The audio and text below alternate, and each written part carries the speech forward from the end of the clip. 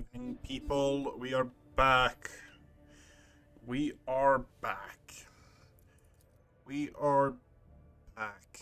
We have 90% dodge on you. We removed that.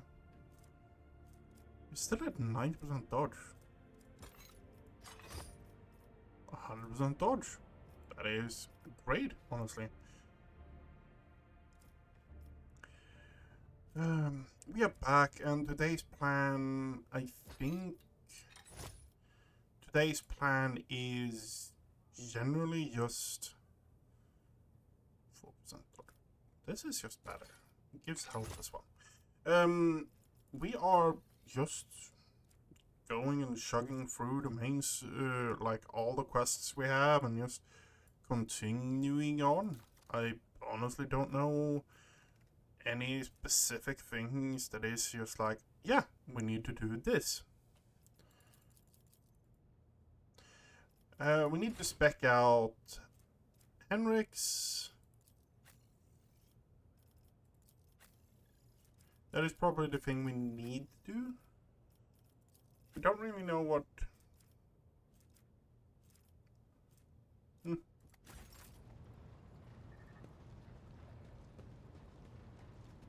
And we need to do the main quest on Dragonus as well.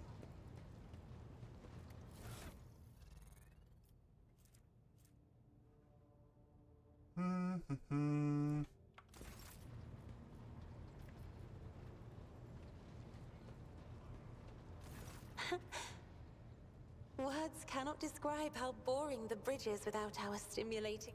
I haven't. Okay, so we are going to Dragonus to deal with Katsia's main quest. And that makes it so we kind of want to get Cassia up to snuff, I guess.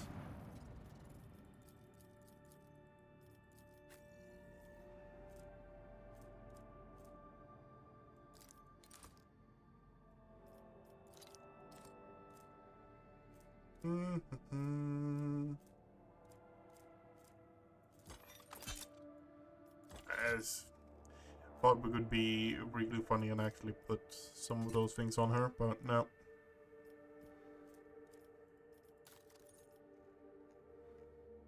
Navigator, 10 perception, willpower.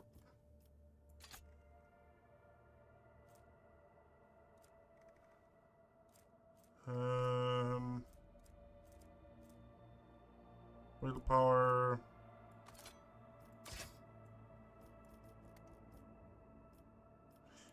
Okay.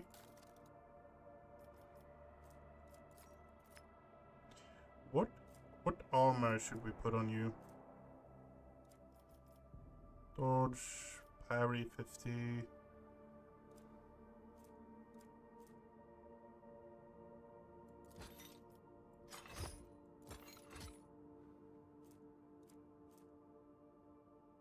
Agility is more, it's less.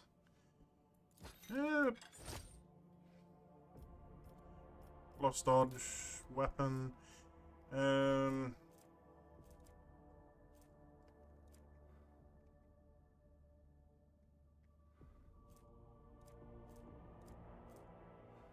Rebel sniper rifle.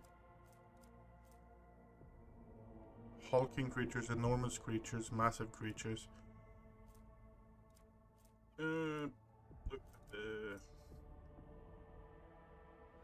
25% additional hit chance. Honestly don't know what to put on you. This is a problem. This is a problem.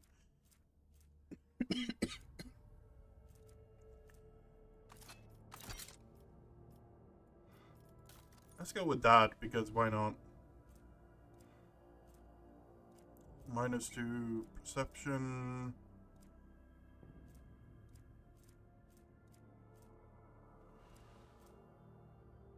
Chance to reduce incoming damage. Grants willpower. If conviction dogmatic, they also gain fellowship. That's just solid.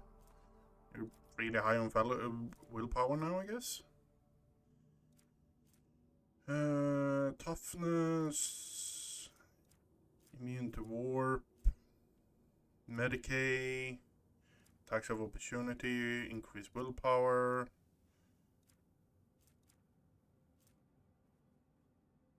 Whenever the wearer hits an enemy that dead-eye, shot, it reduces deflection moment and +1 exploit until the end of combat, stacks up to 3 times. Double damage conviction. Run and gun. Attack of opportunity. Collision damage. Allows the wearer to pair melee attacks with ranged weapon using ballistic skill instead of weapon skill. That's fairly good. That's a hunter. Don't really have any. We have most of the really good ones on, I guess.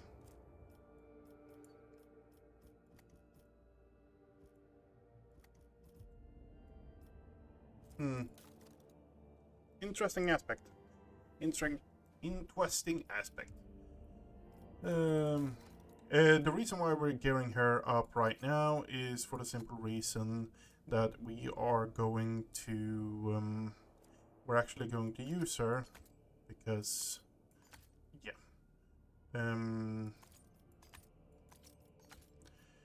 that is what we kind of need to do.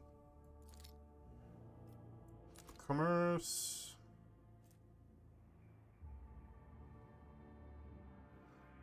To be fair, maybe we don't need to use her, but it's better to have her geared and ready than anything else. I think those. We do have navigator shoes, I know that for a fact. Beacon, unyielding beacon, round, immune to burning. Where it uses navigator powers, they gain extra dodge. Okay.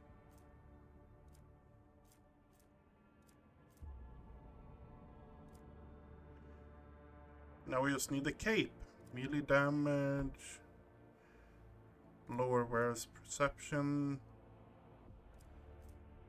immune, unconscious.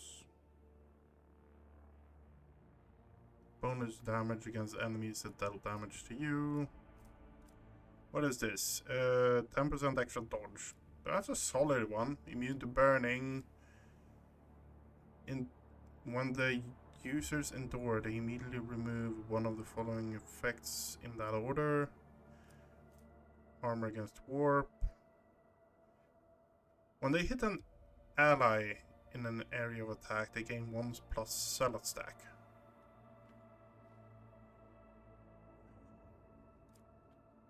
Yep. Melee weapons.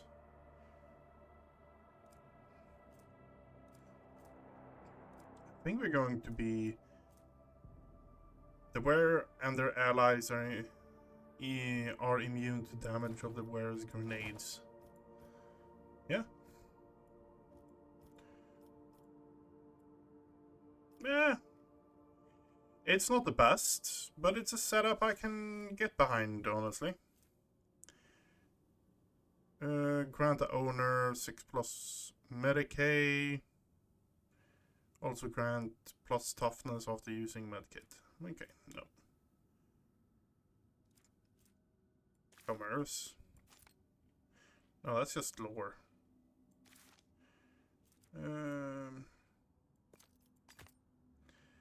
Willpower.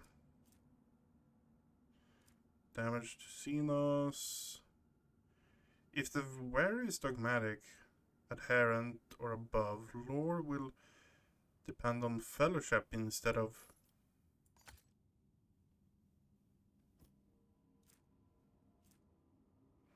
fellowship modifier plus 69. Okay, so that's actually fairly good, I guess.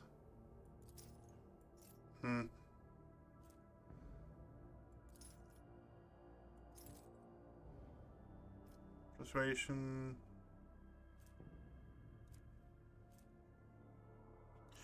Okay.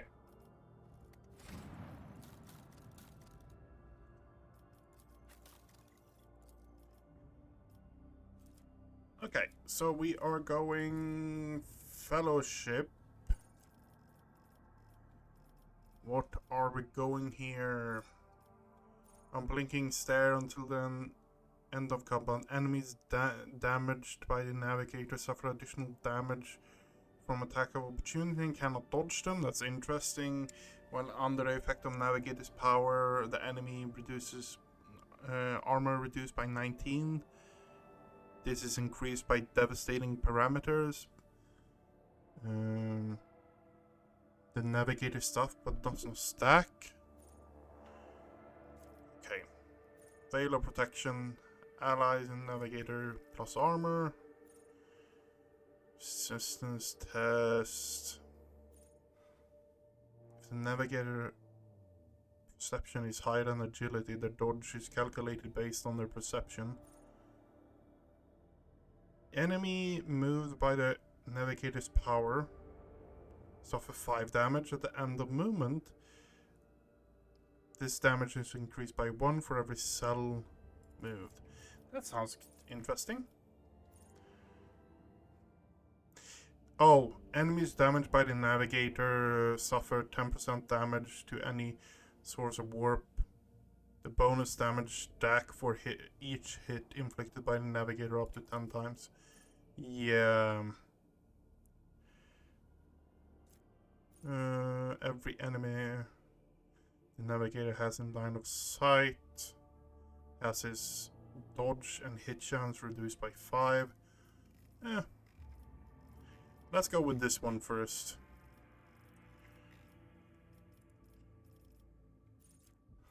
Inspire, linchpin.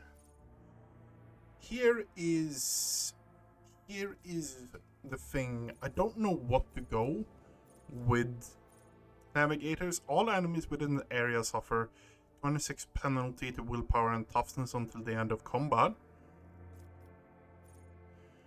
All creatures in a 3x3 zone passes immediately move out of the zone, even if stunned or immobilized. This movement trigger attacks of opportunity for the navigator's allies that have passed the resistance test are outside the zone. Okay.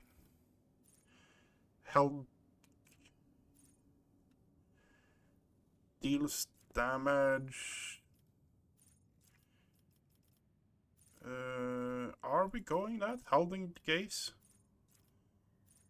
Navigator deals damage to enemy. Enemy must pass a willpower test or become immobilized until the start of navigator's next turn.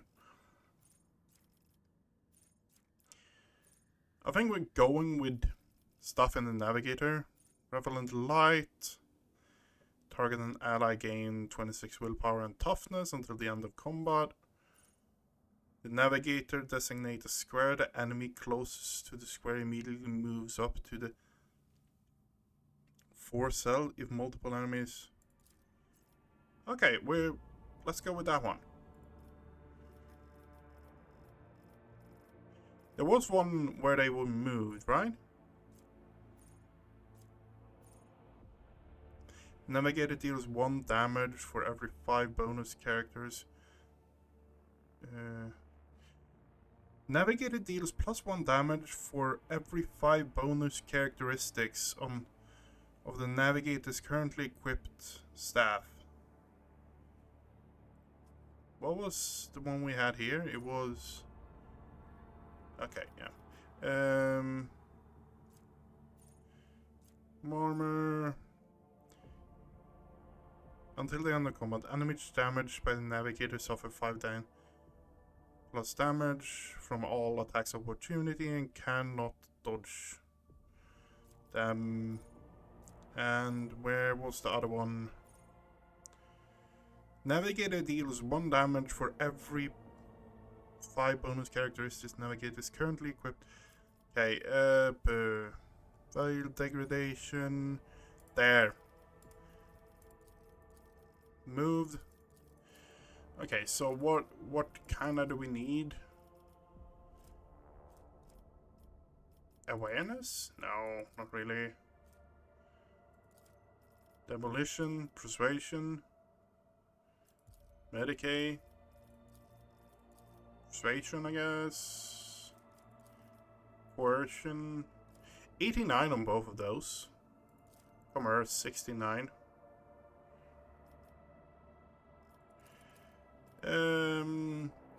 Persuasion, I guess.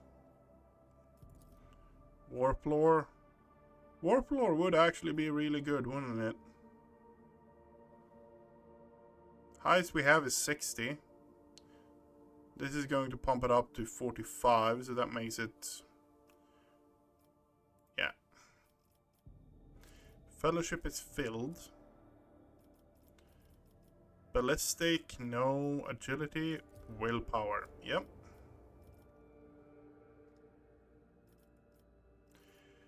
Ebb and flow. Navigator starts all turns, including extra turns with additional free movements. First ally targeted by the navigator with a single ability each turn gains the same amount of additional movement. That sounds really good. Okay, so what do we have here? Most tactician or tactician ally uses consumable item or reloads a weapon. The master tactician gains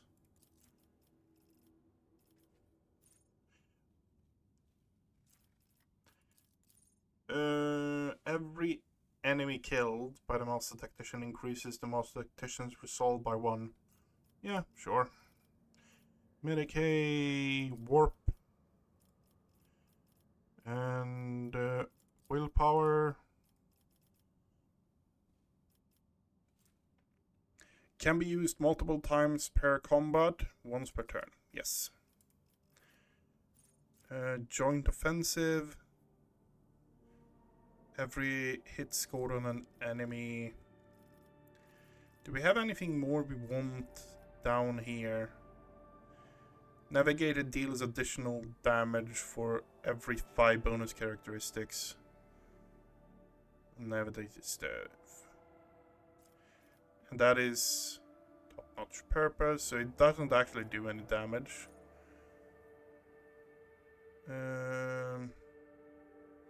End of combat enemies damaged by the navigator suffer additional 5 damage. Yeah.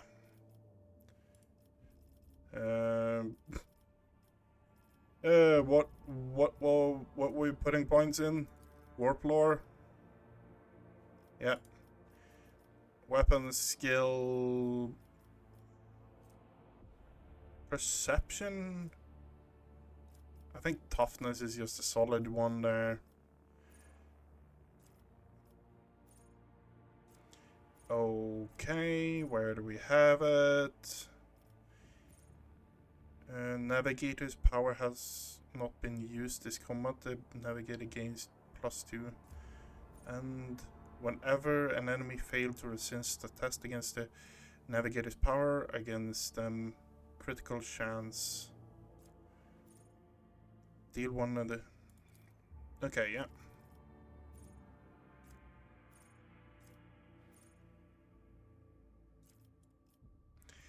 Okay, so what do we have now? We have all enemies in the 6-center target must pass or immediately move. Okay, so that is the increased version of that one. Okay, it's 1 AP on this one, but it's just larger. Is there anything else? In multiple... all enemies. Touch of anger. All enemies in the 2 cell radius around the target point must pass a resistance. Those who fail, even if stud, immediately gain an extra turn where they attack their allies. That's actually really...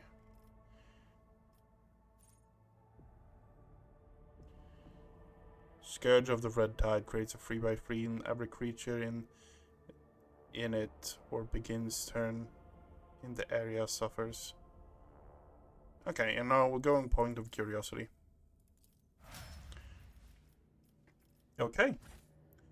And now we are heading to Dragonus. That is... Kiva Gamma and Dragonus are the two main priorities for today. The duty officer reported an incident in the shuttle repair bay. A security team was dispatched in response to a distress signal, but when they arrived... Yeah. Let's go to Dragonus.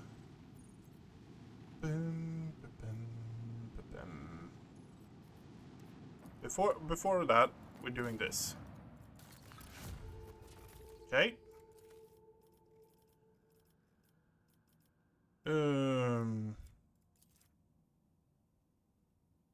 5k plus in the Imperial Navy would be... No.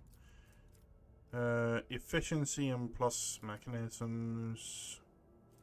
Or just increase with the Fellowship of the Void.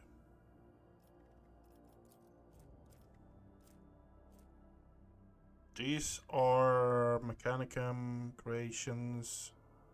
25 armor penetration, 18 to 40 damage. No. I'm actually making decisions now. Okay, what do we have here? We made that. Egregome. The thing we want here is this. Because we need to increase our reputation with Callus Backland. Okay.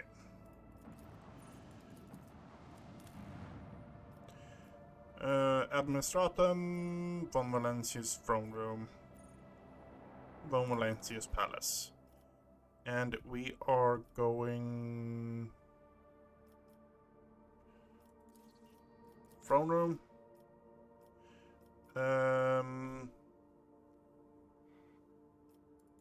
You know what? We're going to have Cassia instead of Kybella. You could make an argument to go instead of Argenta, actually go with Cassia, because we kind of said that Kybella has pulled her own weight greatly. Same with Argenta, honestly.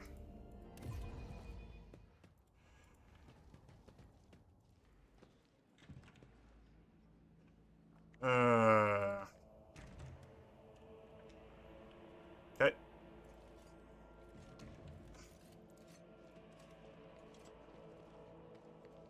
Okay. Your ladyship? Clementia looks away from her data slate. I hope your stay on Dargonus will be beneficial to your physical and mental state. I understand that the heir to a protectorate must have her hands full, but one shouldn't forget about rest. What about the meeting with the navigators of House Aurelcio? Clementia immediately focuses on the data slate in her hands. Allow me to report, the esteemed navigators of House Orcelio have taken residence in the guest estate and await a meeting with you. How would you like to receive them? A meeting with the navigators is just a formality. No need for any extravagant reception. Understood, your ladyship. Clementia promptly makes a note on her data slate. Would you like to hold this meeting shortly? Yes, Cassie and I are ready for the talks. Then I'll have messengers sent to retrieve the esteemed guests. Yep.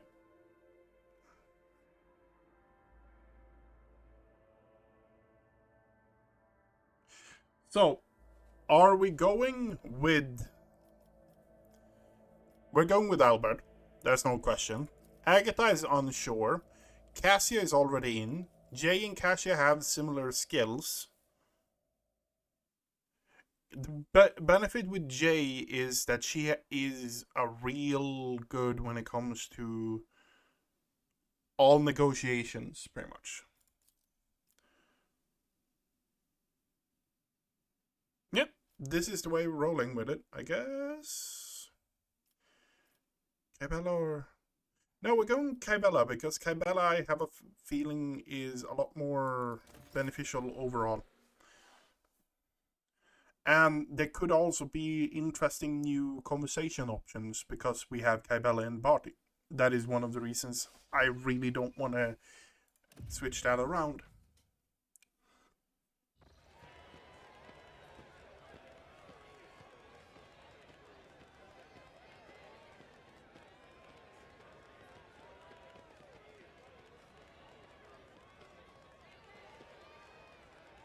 Radiant Aranto, esteemed delegation, the rogue trader von Valencia, protect them, welcomes you. Come this way, please.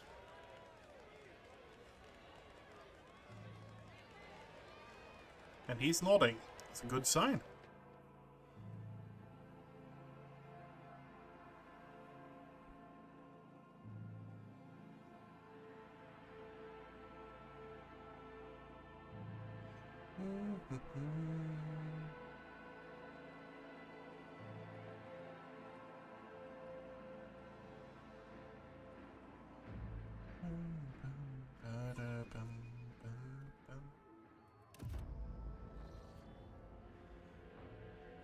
Esteemed representative of Navis nobility has arrived, rogue trader.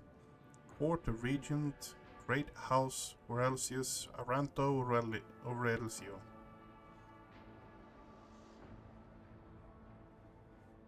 His Lady Glyceria, Navigator Leso Simono, his Intendant Bride Lady Navigator Alexandria, Lady Navigator Lina Hatrio, and Navigator... A lot of navigators, pretty much. A tall, wizened old man proudly stares at you with milky, unblinking eyes. Loose skin sways with his every move, as if the navigator's flesh has detached from his bones. An unsightly hole mars the regent's face where his nose should be, and the old man's skull is covered with spiky growths. Rogue trader. The regent's sagging lips twist in a condescending sneer. We hope the Von Valancius Protectorate finds its bearings soon and you astound us with functions every bit as grand as those of your peers. You did not see it fit to prepare a rival for Aurelio. Yep. And yet this is not why we are here. Our Grace is obliged to note how much the rogue trader has done for House Orselio by protecting its beloved child. We waited for many turns to behold her radiant visage. The regent shifts his unblinking gaze to Cassia. Come now, child. There is much we need to discuss. Cassia steps forward, but then stops and looks at you. As long as the Lady Navigator is under my protection, I will speak on her behalf. The regent pensively scratches his scant beard with webbed fingers. I suppose we can tolerate that. After all, it was you who rescued the child. If so, tell us, what exactly happened on Urak? The renegade among your people seized control of the station and tried to kill Lady Navigator. They didn't get away with it. Regent Aronto nods slowly. In that case, House Orselio is deeply indebted to the rogue trader, and we are willing to reciprocate such a magnanimous gesture. We trust that a treaty of friendship and alliance underpinned by the transfer of several artifacts of exceeding rarity will suffice. Now come, child, it is time we departed for your new home, so that we may finish what we started. He stretches out his withered hand, covered with translucent leathery membranes, toward Cassia. Cassia, I would be honored if you decide to stay. Unthinkable.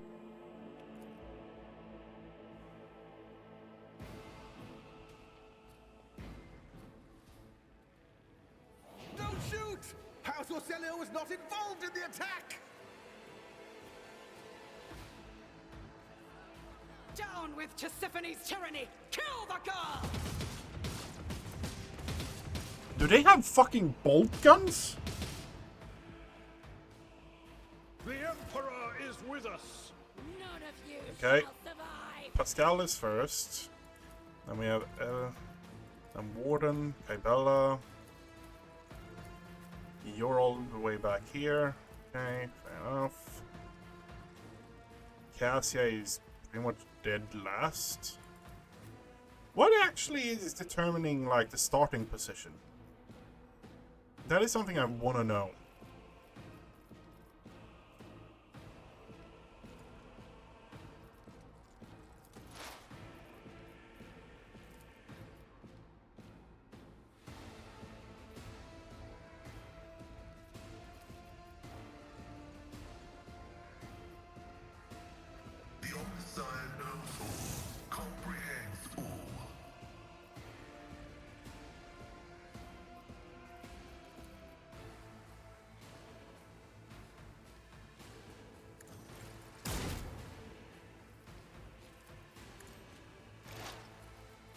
Okay. Reduce the damage she can do.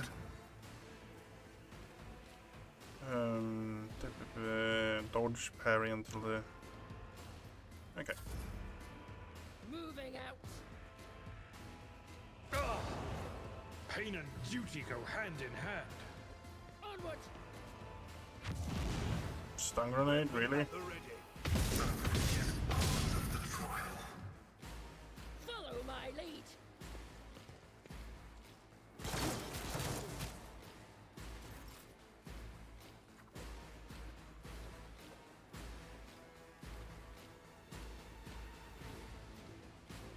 A dance of blades and shadows. Trust me. Let your soul be purged. That's a good crit. As honor ordains. My blade whispers your name.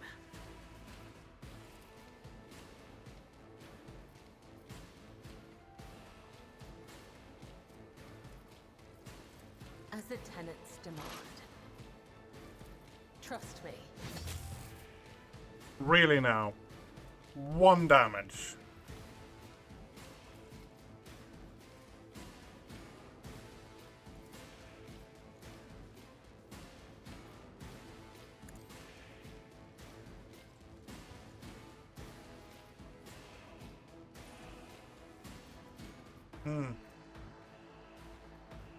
For every 10 wounds, the death cult loses through an entire combat. Okay, yeah. Stay vigilant. Okay. Weather the storm. To the heretic! I must not falter. Another scar to Oh. my Follow my lead. Yet iron knows no pain.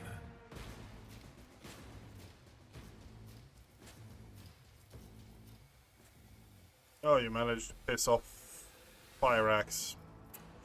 That's not a good thing to do.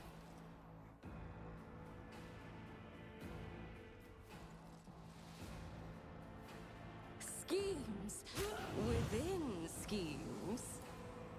Not my worst day. Yet. What? You're suffering for fire damage? Kasuke. Oh. Oh, okay. Moving out. That's not great. Follow my lead. Help me, Lord Captain!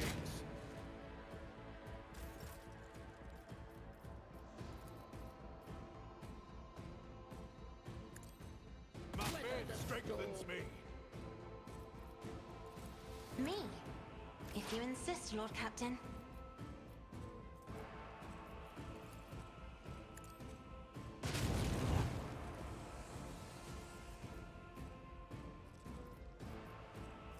Don't have a way to heal Labrador, sadly. But we can do this. If I may. Increases your temporary health a bit. And this should also increase your I'm not temporary health. accustomed to being ordered around. 29 health, yeah. Isn't this a job for the serfs? Okay. I can't use that on you, can I? No, I cannot.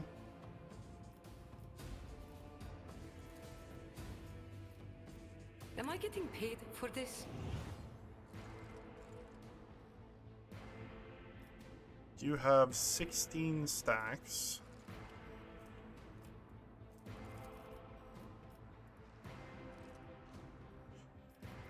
You know, A moving target lives longer.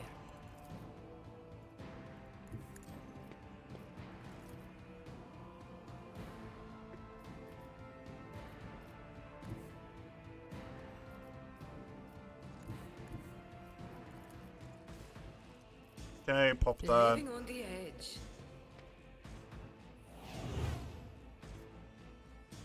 Tell me, and it is.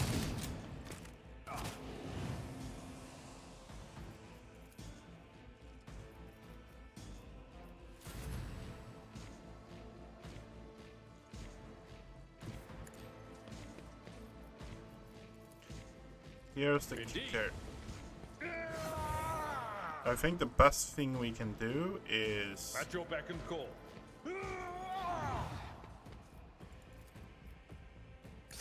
Ah, careful now.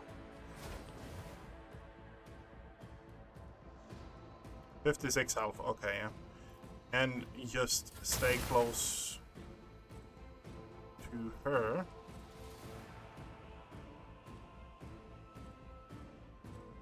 Solid shot. My competencies are not that universal. And we pop that there. I must not falter. You managed to parry that. Follow my lead. Take up defense over the wall. Ah!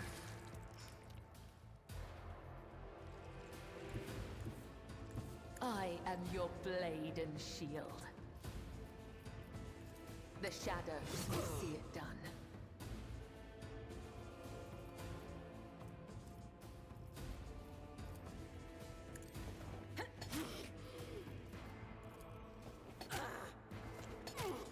Okay, not enough damage, but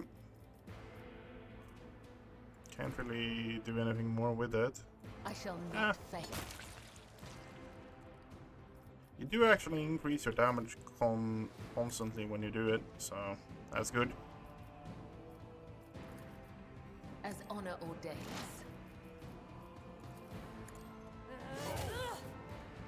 I don't understand why you barely do any damage.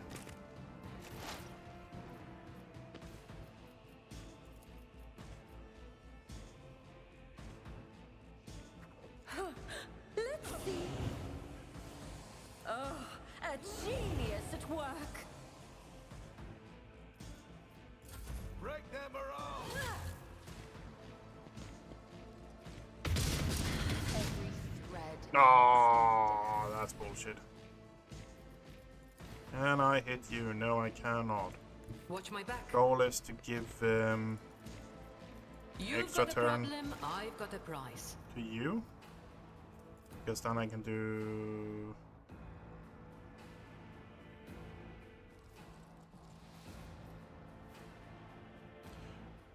all damage until the end of combat.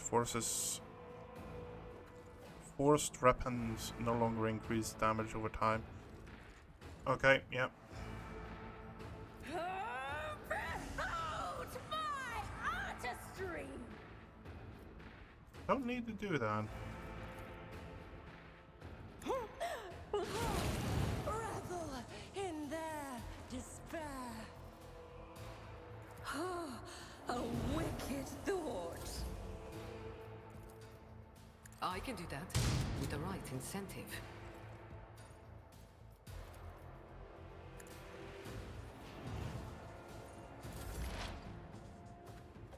Heavy is the tread of his faithful.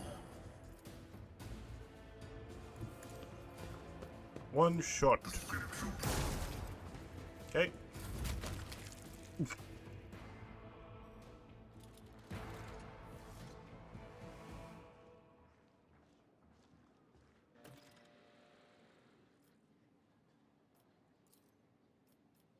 She actually took a fair amount of hits.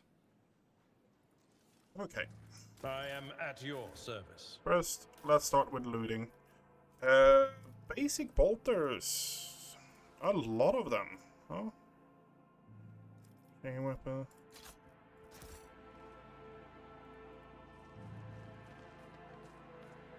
No, I thought we would actually get like an upgraded staff or something like that, but no. They will see. Oh yes, they all will see. Okay, do we have anything more? You and you, huh?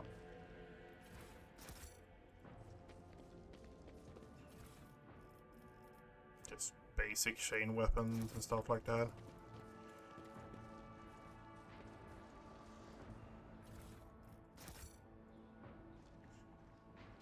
Mercy. The Lady Navigator covers her face with her disfigured scaly hands, each with an extra finger and conjoined phalangeal bones. Her clothes are covered in blood, mostly that of your servants, and several unexploded bolts are sticking out of her chest plate. Rogue traitor, whether on purpose or out of ignorance, you are harboring a monster that is cunningly pretending to be an innocent maid.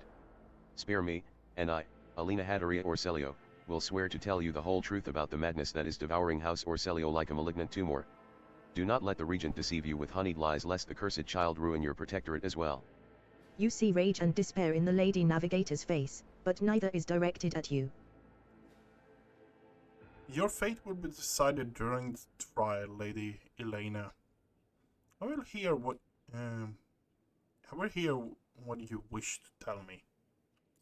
Thank you for your lenience, rogue traitor.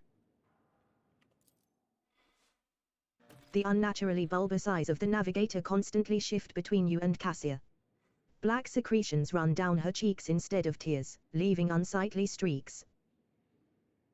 There's still blood on the floor. There's still fucking blood on the floor in the background. I, Alina Hatteria of House Orselio, swear to tell the rogue traitor nothing but the truth. May the God Emperor be my witness. Pathetic. Silence. With all due respect, House Orselio has hardly covered itself in glory thus far today. It is time its representatives answered before the rogue traitor. Regent Arento, representative House, made an attempt on Lady Cassia's life and attacked a rogue traitor. Rogue traitor, House Orselio humbly asks for your lenience and forgiveness. We could not even imagine these vile rats could be scurrying among our ranks. As for them sneaking into the rogue traitor's palace and staging an unthinkable crime, God Emperor be our witness, the accursed renegades seek to spark a feud between our houses. Yes, as it may be, but you're responsible for the actions of your people. Give me one good reason not to execute you on the spot. You do not want a war with a novice nobilite house, rogue traitor. We could achieve much more as allies. House Orselio is an injured party in this, just as you are. The renegades infiltrated our ranks, weakened us, implicated us before the rogue traitor, and almost killed the most precious thing we have, our noble child. Do you really think we wished death upon the one who is destined to lead our house to greatness? We are ready to tell you everything we know so that this misunderstanding can be remedied as quickly as possible. Tell me more about the renegades. They are madmen who seek to destroy the centuries-old traditions of our great house, so carefully nurtured by the previous novator Tisiphone Orselio. They deem the century of her rule a tyranny, and our most sacred relic a curse that must be destroyed. Fools. If the Atlas were to be destroyed, the whole of House Orselio would follow it into oblivion. Why do the renegades seek to destroy your house's relic? They dread its power, for only a novator can fully grasp the mysteries and harness the power of the Starway Atlas. What the renegades call a leash, we call a guiding star. Why are people trying to kill Lady Cassia? Everyone in the house knows the child is the keeper of the one true Starway Atlas, which once belonged to our great novator Tisiphone Orselio. The ungrateful wretches secretly hated her grace, and when Tisiphone abdicated her responsibilities and set off for parts unknown, they staged a revolt to destroy her successor. Does Cassia really carry the Atlas? We believe it with all our heart. The novator spent many cycles on the world where the child was born. It is said that everyone who witnessed the miracle of her birth simultaneously departed for a destination known only to the novator. Tisiphone gave the order and followed them soon after, leaving her precious gift, the Atlas, to Cassia, and therefore marking her as her successor. It looks like House Orelcio has fallen on hard times. The regent stays silent and then replies. To call your statement false would be a lie. For many years, we managed to maintain the fragile balance within our house, but then, the Novator's departure shook the faith of many. The treasury is empty, the navigators are scattered, the warp routes are scrambled, and many of our allies cannot be reached. Which is why it is so important to complete the child's education. It is Cassia's duty to take Tisiphone's place and lead the house to prosperity. Such is her great destiny. What do you know about Cassia's unbridled power? A special gift for a special child. She was born with it and grew up under its influence. The instability sometimes hampered her education, but we learned to prevent most outbursts. As long as the child remains calm and remains in seclusion, the powers cannot take hold of her mind. I think I've heard enough. The regent acknowledges your words with a nod and waits for you to continue. Lady Elena, what do you have to say in your defense?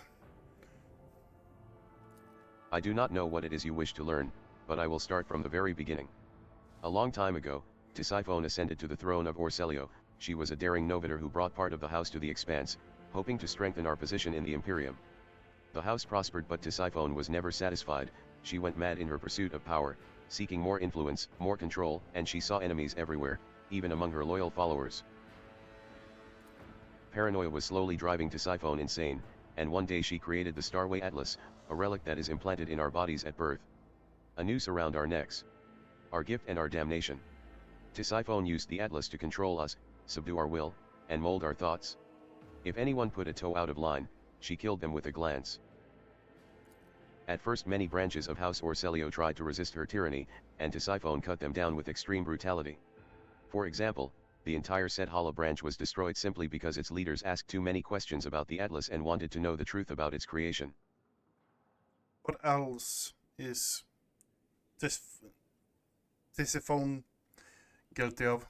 Tisiphone's madness weakened the dynasty, and not long ago the Novator vanished. Indeed, her loyal followers lie when they say she chose to retire. The truth is that nobody knows the truth. I hope she is rotting away on one of her secret worlds. Elena finishes with a sneer. I understand Tisiphone's transgressions, but what does it have to do with Lady Cassia? Tisiphone passed her Atlas on to her successor before fleeing the house, to a newborn child. We could not surrender the throne to the tyrant's creature. Tisiphone was cunning and treacherous. She must have hatched the entire plan beforehand, her disappearance, the child, the transfer of the leash. We feared that one day she would be reborn in Cassia's body. And we could not let that happen. You called Cassia a monster because of the Atlas? Largely yes, but there is more. Have you never felt pure, unadulterated disgust while standing close to her? Or perhaps fury, or fear? Who but a monster would manipulate the minds and feelings of others? Even more so than Tisiphone herself did. Why didn't you attack before? Why now? Tisiphone always had plenty of opponents, but we were afraid to trust one another. Any of us could be spying for her followers. We saved our strength and dealt the first blow 5 years after the heir was born, striking at one of the estates on IRT-6. But the girl survived, and Regent Eranto hid her so far away and guarded so thoroughly it took us another 13 years to find her. And then another 2 to get into the Regent's good graces and reach Urakbi. Now Cassia is in the spotlight and the House Council is about to put her on the throne. Surely there is no better time to cut off the serpent's head. So you admit Regent was not aware of your assassination attempt? Elena clicks her tongue loudly. Regent Eranto is guilty of mass killings, intimidation, inhuman torture, abetting Tisiphone, and raising her heir. His crimes are many, but this one is not among them. I'd love to see his head on the chopping block, but honor prohibits me from slandering him in a trial before the rogue traitor. The rogue traitor now knows about the Regent's atrocities, and the girl's corruption. I hope I succeeded in warning you about the danger that lurks within Cassia Orselio. Would you like to speak? I would like to speak to Regent. We are ready to tell you everything we know. Yes, the Regent acknowledges your words with a nod and waits for you to continue. Lady Cassia, you two are an injured party in this. What would you do in my place? I think I am ill-prepared to make judgments of this kind. Cassia lowers her eyelashes and continues in a barely perceptible whisper. I am sure the rogue traitor knows what to do better than I. I swore to tell no. The rogue traitor now knows about the Regent's atrocities, and the girl's corruption. I hope I succeeded in warning you about the danger that lurks within Cassia or Celio. I'm ready to deliver my judgment. Cassia watches you closely, holding her hands in a gesture of prayer.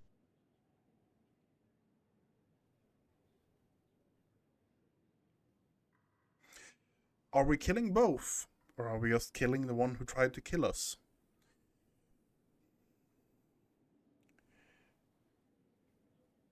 The cold-blooded thinker in me says that we kill her. We kill just her who tried to kill us, because we can use the house otherwise.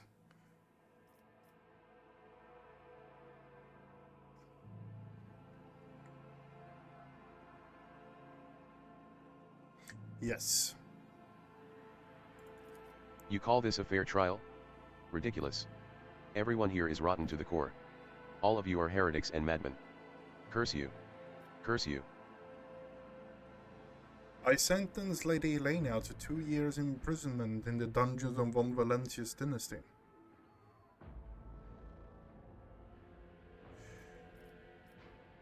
Lady Cassia, I ask you to do your duty as a custodian of the Atlas of the House.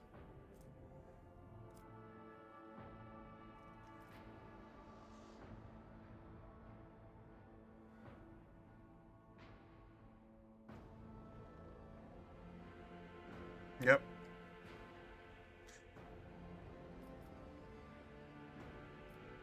Are we making her obey with the Atlas? Or are we making her into Serval Skull or Servitor? You know what? We're just putting her in prison because we can use her later on, I have a feeling. Lady Elena bursts into hysterical laughter that is now utterly bereft of reason. Rogue traitor, allow me to ask what fate awaits the esteemed regent and the other members of my house. I hereby proclaim Regent Oranto Celio guilty of what happened. Aronto Orslio stands as tall as his aged, crooked spine will allow and looks at you with a proud unblinking gaze. What does this mean for us, rogue traitor? You could forget about what happened, publicly proclaim alliance. Hence, for the representative of is forbidden to navigate ship within the limits of Von Valencia's. Share information about influence people your house is working with, and I will turn a blind eye to what happened. I no longer wish to business. Take Cassia, get off my world. And lesson for House Valencia.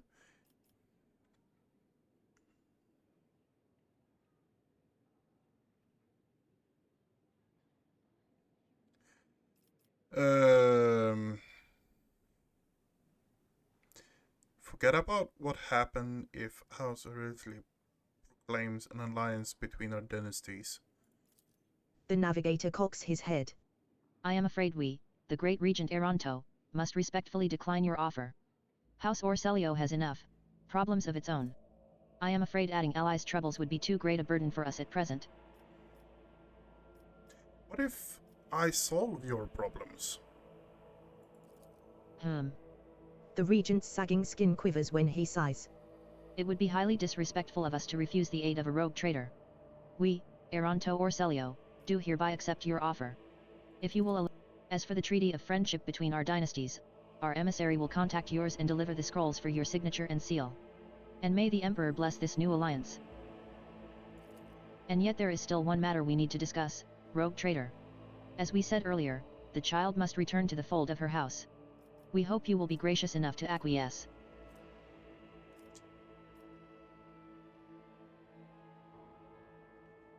If you object, we can settle dispute with a duel. Oh, after seeing how we wrecked everyone. Under the Expanse law, the payment for rescuing Lady Navigator was a contract obliged to serve on my ship. Yeah.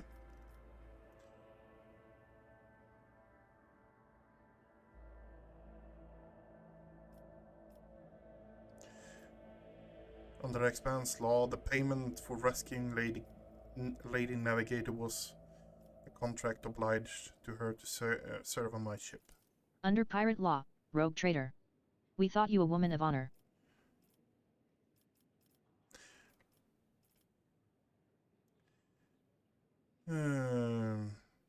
Cassia has no need of your tutelage. As a future navigator, she will handle the issues her house is facing on her own.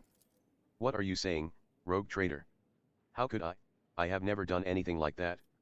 Cassia's usually pale face flushes so deeply that even her ears turn red. Is it not what your years of training were preparing you for? Now is the time to make your own decisions. Esteemed Regent, I will be staying with the rogue trader. It is time we moved from theory to practice, don't you think? Air whistles out of the dark holes in the Regent's face. His bulging eyes dart furiously between you and Cassia. This time we are compelled to agree with you, child. But do not forget your duty, your burden will forever remain with you. We will allow you to gain experience in the company of rogue trader, for now. We must now take our leave. May the Emperor watch over your path. That was a bit... yeah.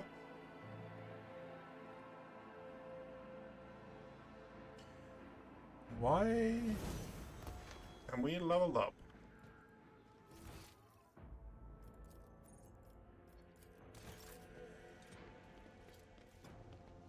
My compliments to your taste in art. The collection here is extensive and most interesting.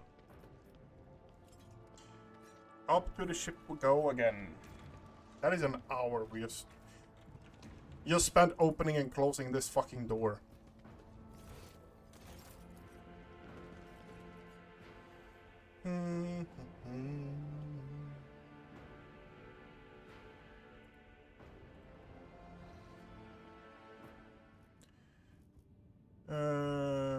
We are leveling up a few characters now then. Okay, acute pain. Whenever damage.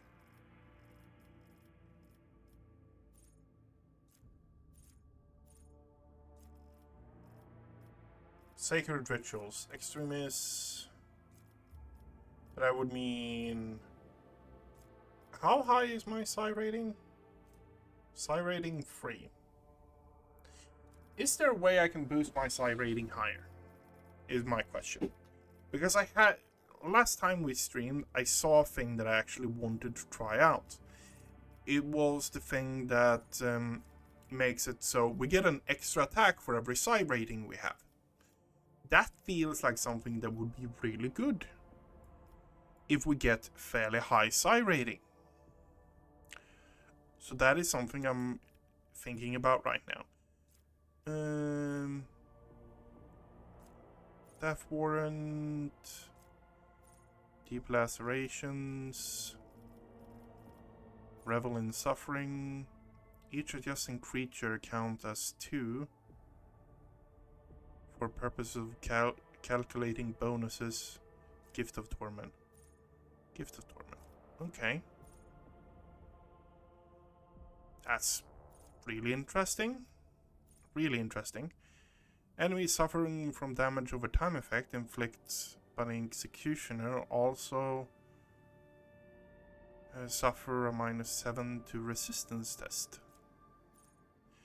Whenever an enemy is suffering from enemy Executioner's damage over time, affects the damage over time effect, dodge the Executioner's attack, all increased by 10.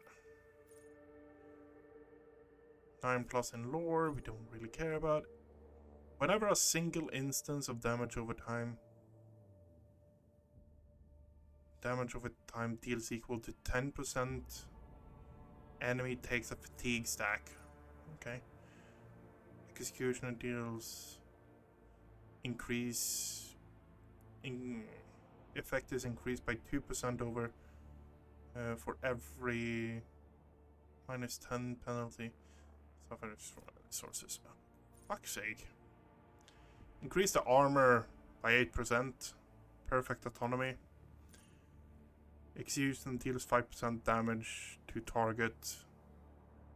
for each type of... That would be cool, wouldn't it? Expert autonomy. What? Okay, so how much is my Medicaid bonus? My Medicaid bonus is 45. My top... Okay, so we actually have a higher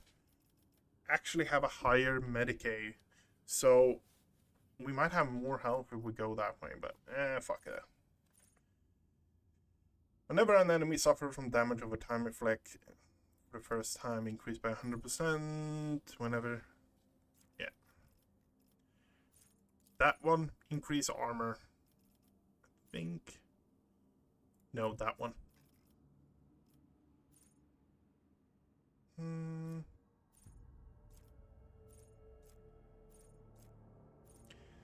That world suffers 4% less damage from fire, toxic, and bleeding. That would be a lot more interesting if it wasn't for the fact that we also heal from those.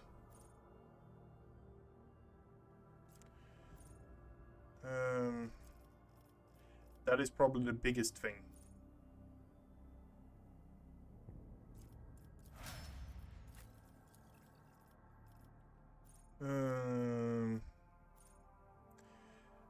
Allies affected by the Vanguard ability.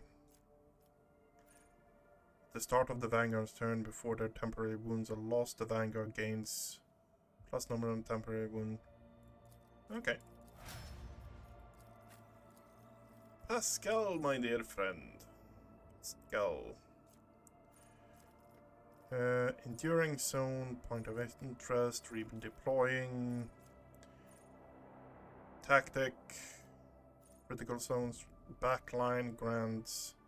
Increased critical hit against enemies. Protected by cover. The start of the combat grand strategy. Gain an unknown stratagem and can use it at the end. Okay. Reroll kill zone stratagem. Using stratagem on a combat tactical area grants all allies the ability to move one cell without provoking. First stratagem used in a turn for 0.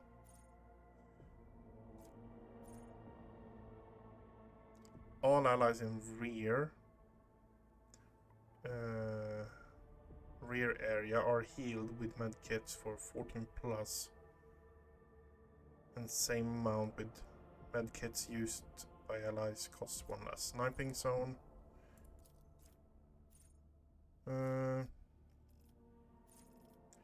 Scanner, mechadendrites, increased perception,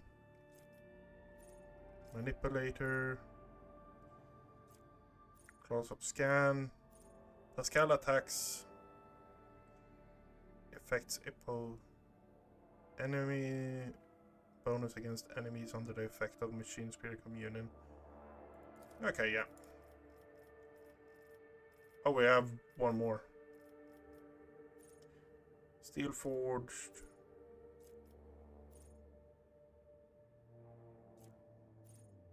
Forged per character gain a 10% stacking hit dodge against any target with a single target attack. Successful critical hits. Did we actually pick up not melt a weapon? We picked a... That's actually a fair point. Dual weapon, combat master.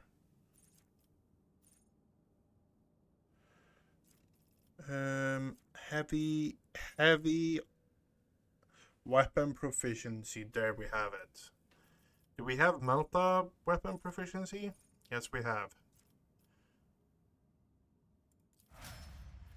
That means we are going to do this. Pascal, my dear friend. Where do we have you? Where do we have you? There we have you. So that is a fucking... that is a multi-melta. we are shoving on him now. And why? Because why not at this point?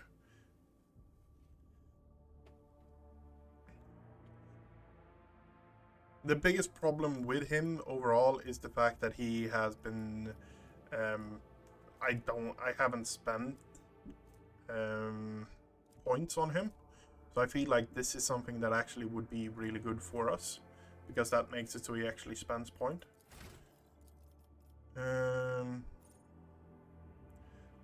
Equal to the number of enemies. Most tactician gains a stack of tactical for every hit. Every hit scored on an enemy. Yep. Grenade cost 1 less action points. Every critical grants tactician momentum equal to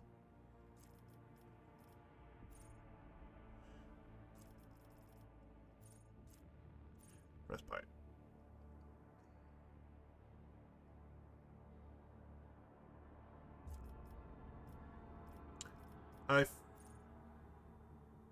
Yeah.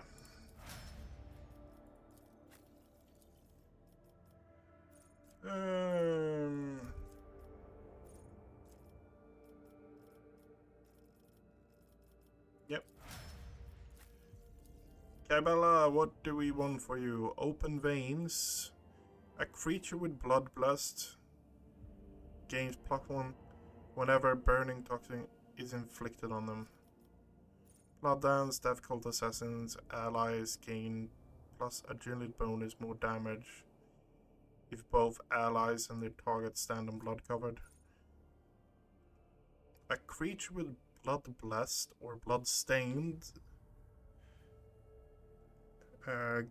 gains +1 stack. This effect whenever raining blood is inflicted again. Whenever it starts its turn on a blood covered. Okay. I think we're going down. Okay, you actually have another one. If assassin is an elusive at the start.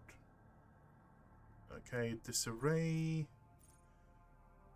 For every 10 damage dealt, the assassin steal 1. Hemorrhage applied.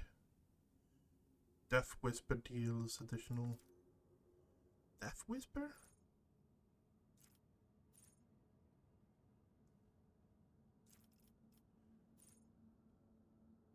Round becomes the lowest priority target.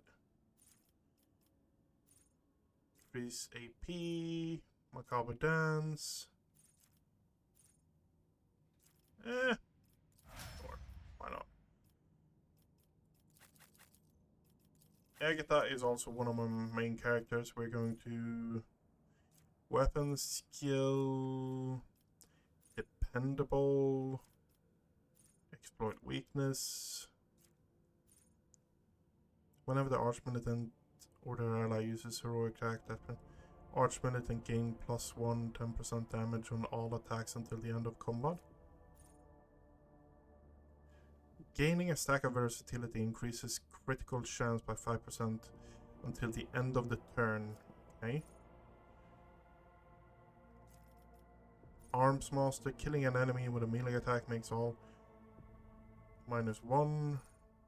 Every round, the first single target ability used by an ally on Archmilitant +1 action point. Yeah, that's solid. Whenever the Archmilitant has killed at least one enemy in melee. Okay, yeah. I think this one? This one and this one. We're going this one.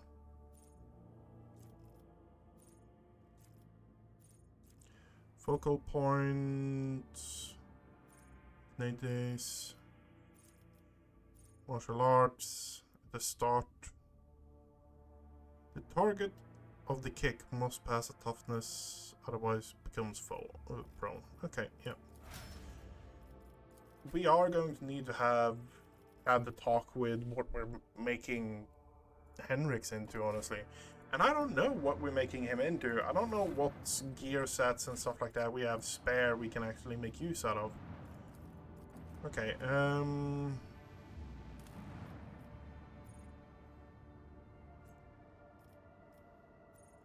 we're going to the administratum. Yep. Oh.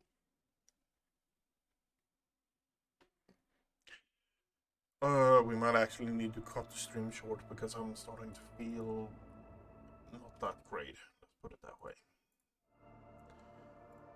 Oof.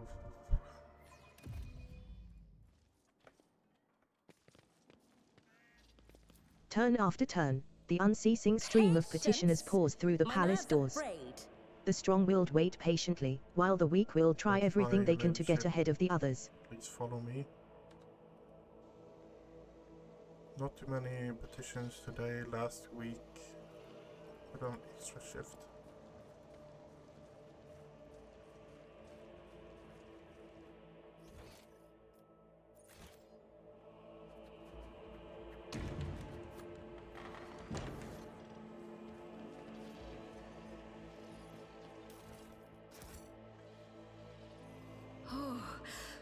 The towering piles of papers and endless shelves heaving with ledgers evoke special reverence for the laws of the God Emperor in the hearts of the servants of the Adeptus Administratum. Parchment greased.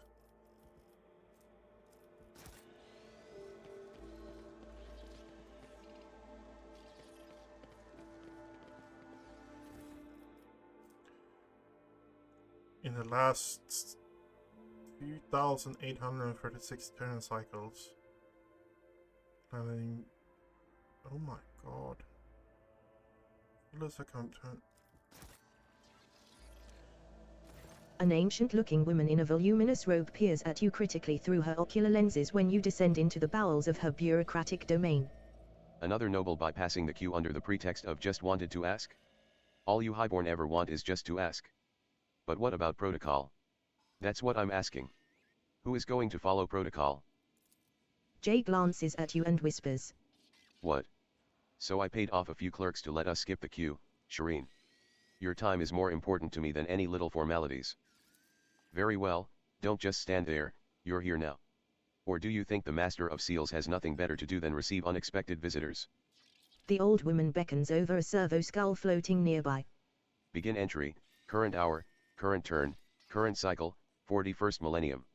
Metal manipulators immediately begin feverishly clacking, taking dictation. Don't you want to know who I am? Octavia the Fire Axe von Valancius, sole heir of rogue traitor Theodora von Valancius, may the throne's radiance guide her path on the other side. In a practiced move, the Master of Seals twists her magnifying ocular lens and examines the ledger in front of her. The sole person to publicly assert their claim, to be precise. Abelard Verserian. The old woman directs her gaze over your shoulder. Seneschal and right hand of the now departed Theodora von Valancius. And of her now extant heir. The colorless eyes of the Master of Seals suddenly fix on Cassia. A lady navigator of House Orselio whose name and deeds are unknown to me. She points her finger at the old ledger.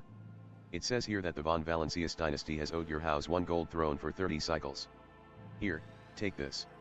And I, at last, will mark the matter closed. Cassia stares in puzzlement at the gleaming coin in her hand.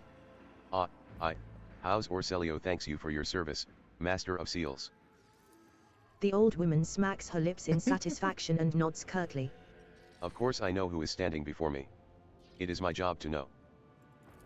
Jay shifts, deliberately putting her jeweled augmatic on display. Does that mean that my reputation has preceded me as well, esteemed Daimar? No, I have received no reports about you. What is this place? The Master of Seals raises her eyebrows in surprise. You are in the very heart of the palace of the Adeptus Administratum. Day and night, hundreds of thousands of prefects, ordinates, scribes, servants, and servitors carry out their duties to humanity and the von Valancius dynasty here, never setting foot outside its boundaries for decades at a time.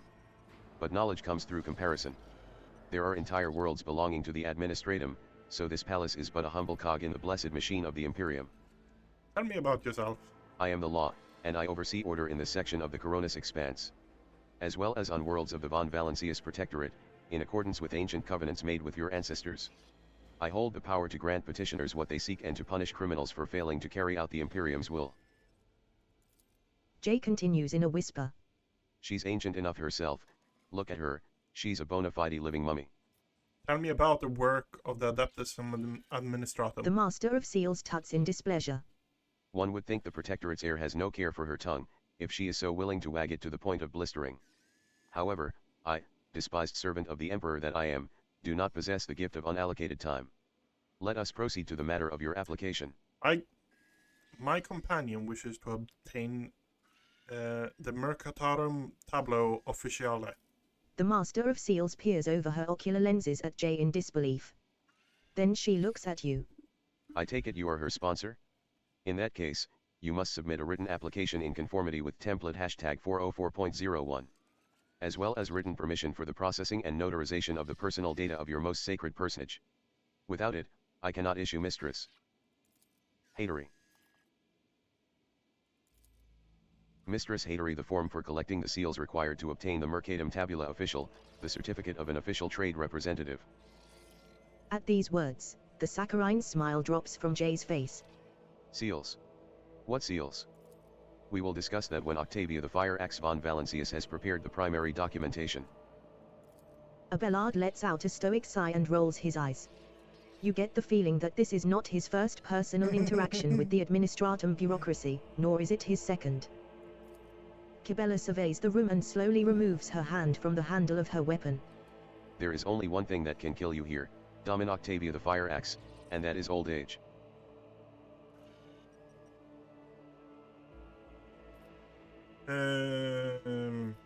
Okay, complete the application, yeah, we're just going to do The that. perfectly sharpened quill scratches pleasantly on the parchment, but for the first few minutes.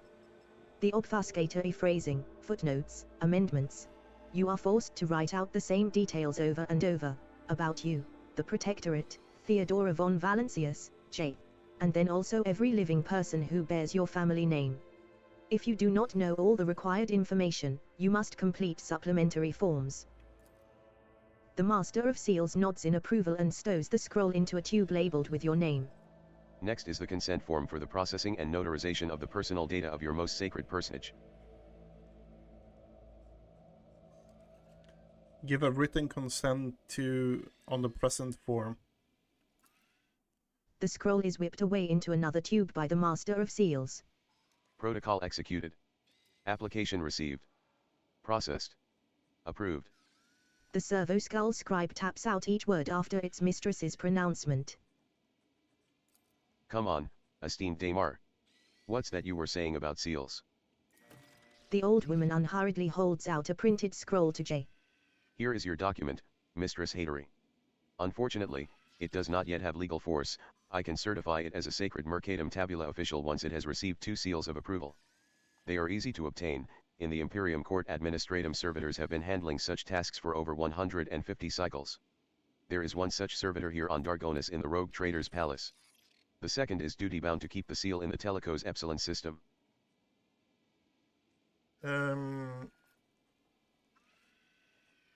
What,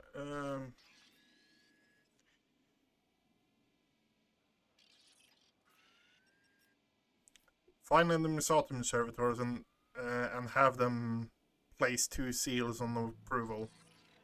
The goal is clear. The Master of Seals nods with satisfaction. Please do return once you have prepared the documents. Curiosity sings in my veins. Inkwell of Levalia the Impartial, First Master of Seals of the Coronus Expanse. Sacred Scroll, the 1005 Admonitions of Master of Inventory Avassalas to the Adepts of the Administratum. I'm still new to the art of exploring.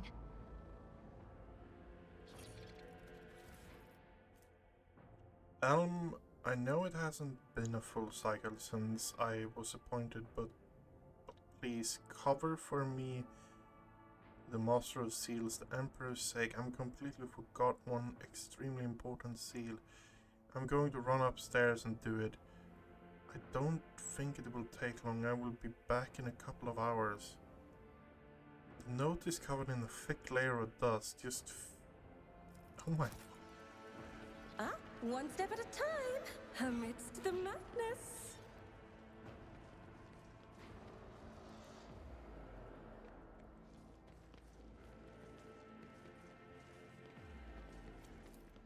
Okay. So we need to find the seal. We need to find the seal.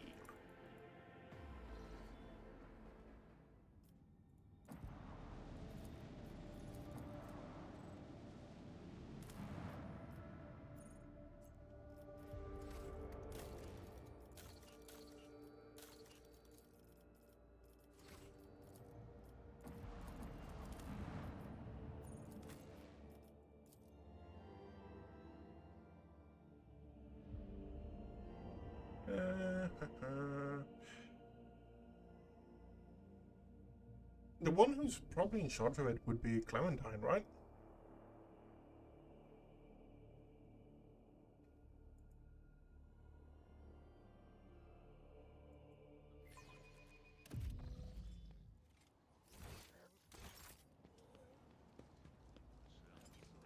Okay, we're going to have a hunt for stuff here a bit. That looks like it's loot.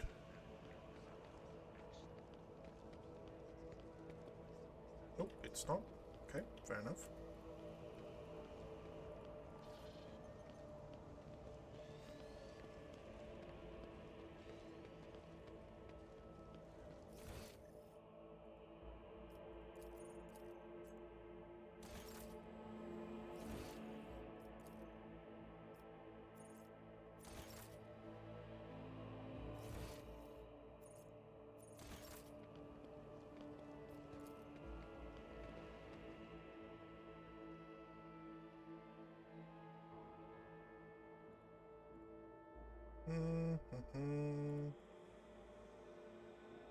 Using the keys on the keyboard, yeah. It's weirdly enough, sometimes it's just really weird with the mouse or the pointer you have.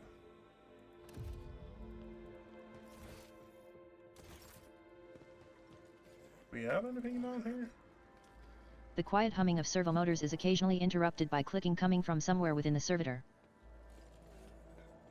Greetings to you, your ladyship.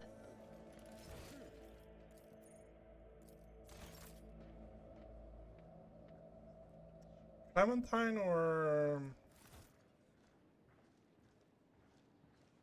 It's Adrian. My patient is not easily exhausted, but you are coming very close to it. I shall repeat myself again. No, I will not issue you any seal, not in exchange for honest words, nor for bribes.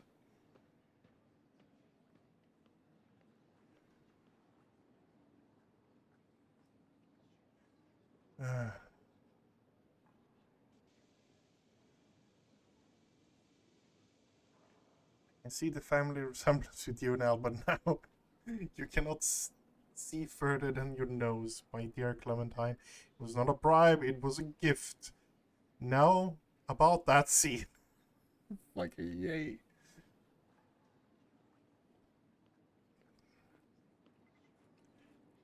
Let the rogue trader decide.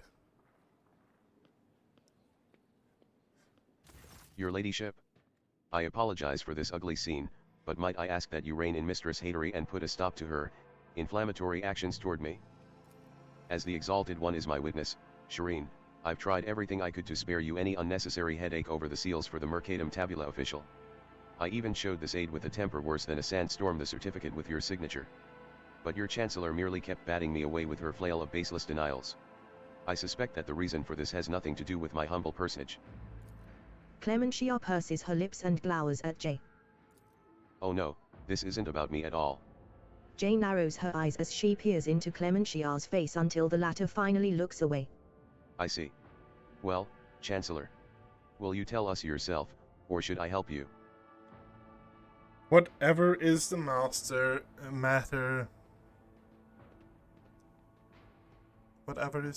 Mistress Veracian. I am afraid that my words may anger your ladyship. Clementia lowers her head in shame as if offering it up to be removed from her shoulders. The seal you are looking for was lost over a quarter of a century ago. Her Ladyship Theodora von Valancius ordered a new one to be delivered from the Imperium, but, as you well know, we are a long way away from Holy Terra. And with warp storms ravaging the Coronis expanse, we have been unable to receive a replacement to this day. I presume the responsible one was promptly harshly punished promptly and harshly. Give Clementine the seal of the winter coat. This could this be the seal in question? This is, without a doubt, the Administratum seal from Winterscale's realm. But why is it the original and not a copy? Ah, I think I understand. Well, the laws of the Imperium do not prohibit heirs of other houses from using the seal in times of need. I will order to have servants of the machine cult create a duplicate so as to avoid such embarrassing predicaments in the future. There is something discussed with Chancellor in private.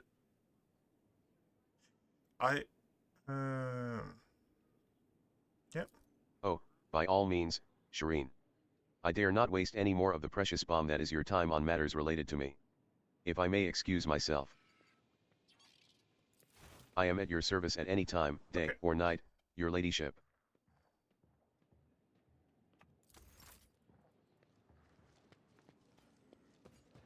Achilles nods to you pensively. Your ladyship, how may I be of service? I will gladly refresh. The last few months have been difficult for the people who report to me, my eyes and ears scattered throughout the corona. Achilles looks you in the eye without blinking. It is within my power to supply you with intelligence on where and when the Xenos will strike next. I do not doubt that Governor Drivestem will beg you for protection against the Xenos, and in this fight, the information from my contacts will serve you well. I beseech you, Octavia the I will gladly refresh your memory, your ladyship. Your ladyship.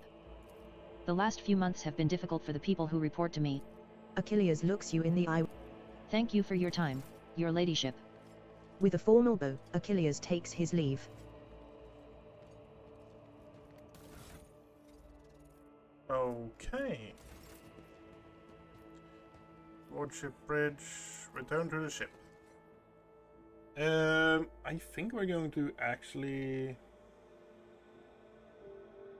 We have one fight...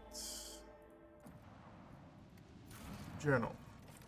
Chapter 1, Trouble and Compassion. Adeonathus 11. Choirmaster has handed Lord Captain a suspected matchup from Conrad. Okay, yeah. Industrial, yeah. That's Kiva Gamma. Plasma drive chambers.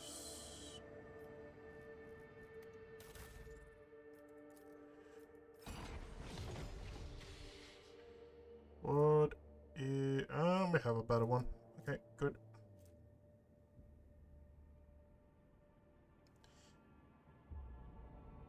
Firing in not R. You know what? Let's make use out of that one.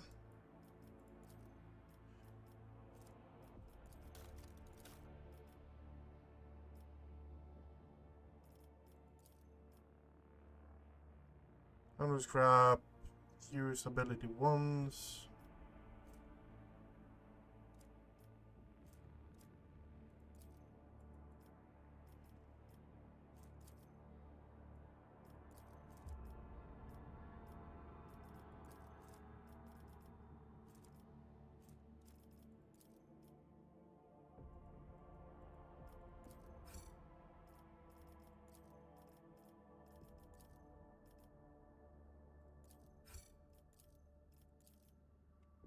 Okay. We are companion quest. Secret cult. Build the mission. Henrix and Kiva Gamma. Admin starting. Telecons and EPSA. Janus has the second most important center from Valencius. Okay, so we're going to Janus to get that. Albari distress calls. Cassia has asked the Lord Captain to discuss the events about her ceremony. Okay.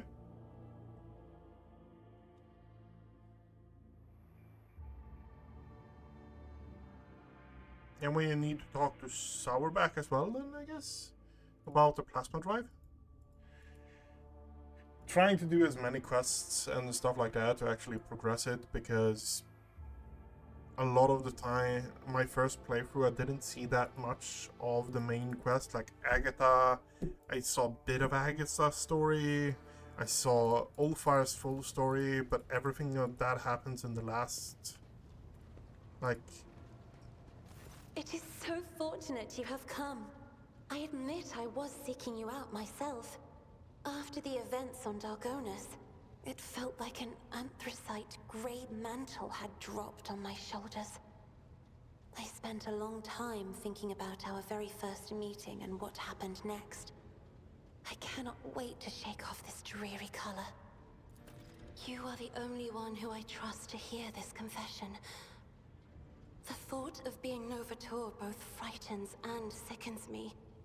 How can I manage an entire house if I cannot even control my powers?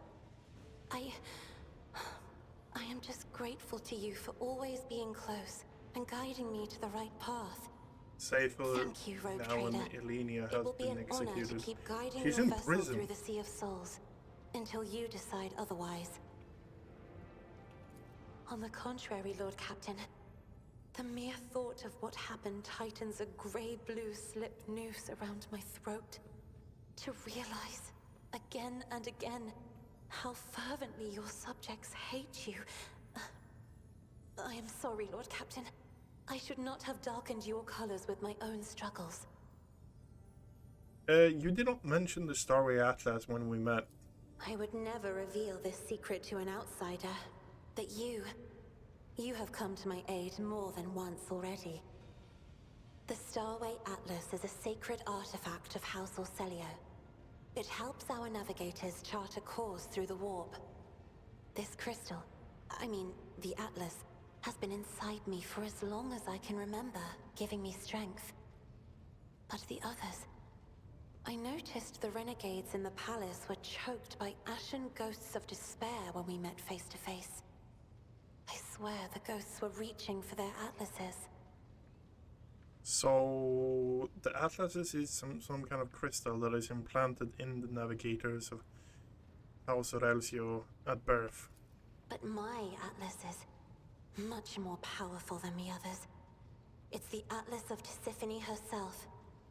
That is what people have whispered behind my back my whole life, although no one knew for certain. But I always suspected. I simply did not wish to admit it to myself.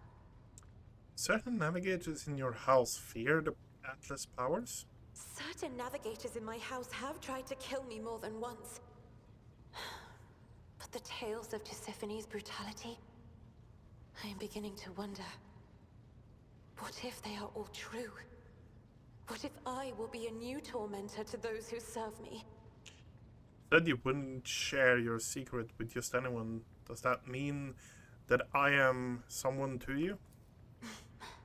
I thank fate for giving me a friend with whom I can share my thoughts. Thank you for telling me. Thank you for listening. Okay. I have enjoyed your company. Thank you for the conversation. Okay, now we talk with Sourback. Sourback is the person we put in charge of dealing with the plasma drive. Lord Captain.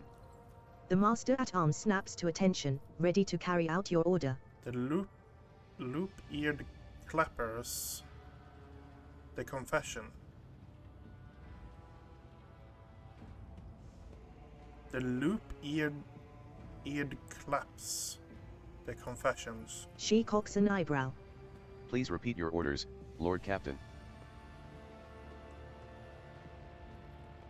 Claps. Yukasta, I know everything. Anxiety flares in her gaze. I am ready to answer any questions as soon as I understand what you mean, Lord Captain. What is the dirty secret behind those strange words? Tell me. I have no embarrassing secrets or weaknesses.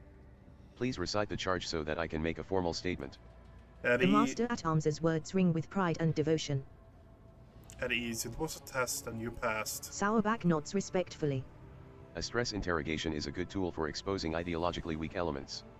She lowers her voice slightly. It is usually conducted under duress. Thank you for choosing to omit that part for me. I want to know what you think about the other officers. That's all for now. Proud to serve the dynasty.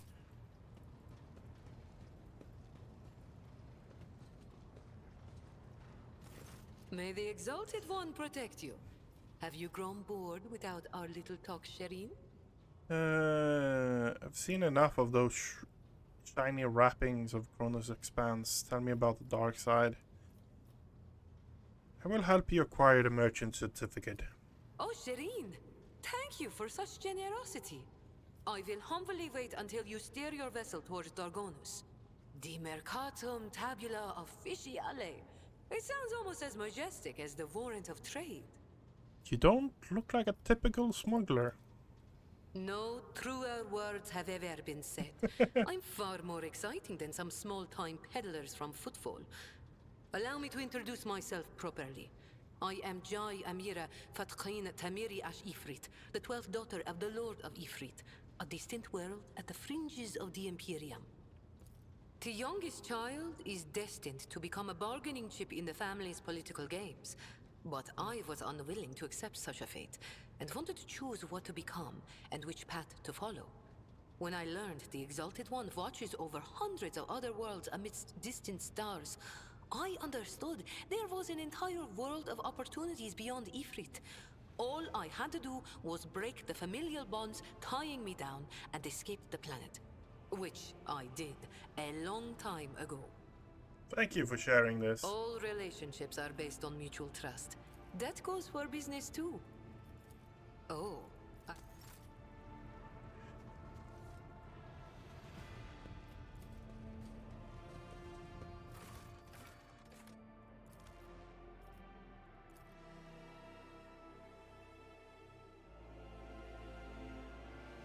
Plasma Drive Chambers, here we come.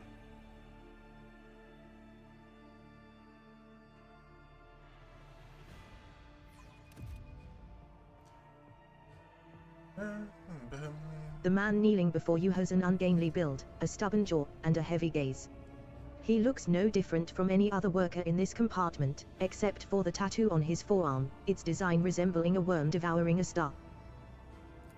Your ladyship, this serf was arrested on suspicion of stealing machine components. He was searched and found to be carrying a strange weapon built from the parts. We also discovered symbols matching the description you provided. Sourback looks at her prey with vicious excitement. Study the prisoner. The pigment of the tattoo looks fresh, standing out starkly against the color of his skin, which means that it is a very recent addition. You look closely and you notice a pair of scars at the base of his neck, suspiciously reminiscent of an almost healed bite. Who is this man? Shout Galet, servant of the Blessed Late Beta 2 Diligence. Low-ranking worker, easily replaceable. No apparent signs of mutation.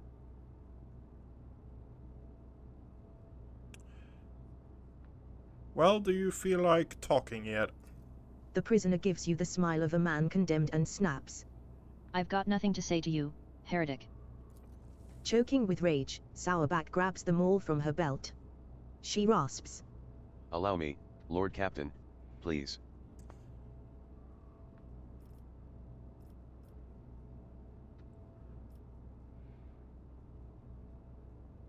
Inrish. I'm the heretic, am I? Either fear has robbed him of reason, or he has a very skewed perspective. The prisoner jerks as if trying to point at you with his tied hands. You're a false believer, a fake captain. You're leading people into the gloom of heresy, away from salvation. Well, you're actually really spot on there, but yeah, no, you have no clue about that. Cassia whispers in mesmerized horror. His soul is pale, almost colorless, but alien hues have seeped into it. Unthinkable and insane, and they came from without. Calm yourself, talk to me, or I will not let these people do what they intend to do. And I will not let these people do what they intend to do. The man laughs with contempt, then starts chanting. Tempting are the promises of heretics, but barren as the darkness-cursed void in which they bury the souls of those who trust them. Enrich, make him regret his words. Heinrich's cutter coughs up blue flame. He will. Minutes seem to stretch forever, each filled with howling and the smell of cooked meat. Finally, Heinrich retreats with a guilty expression as his unbroken victim continues to whisper curses at him. Amateur. I request your ladyship's permission to show the Infernus Master how it's done.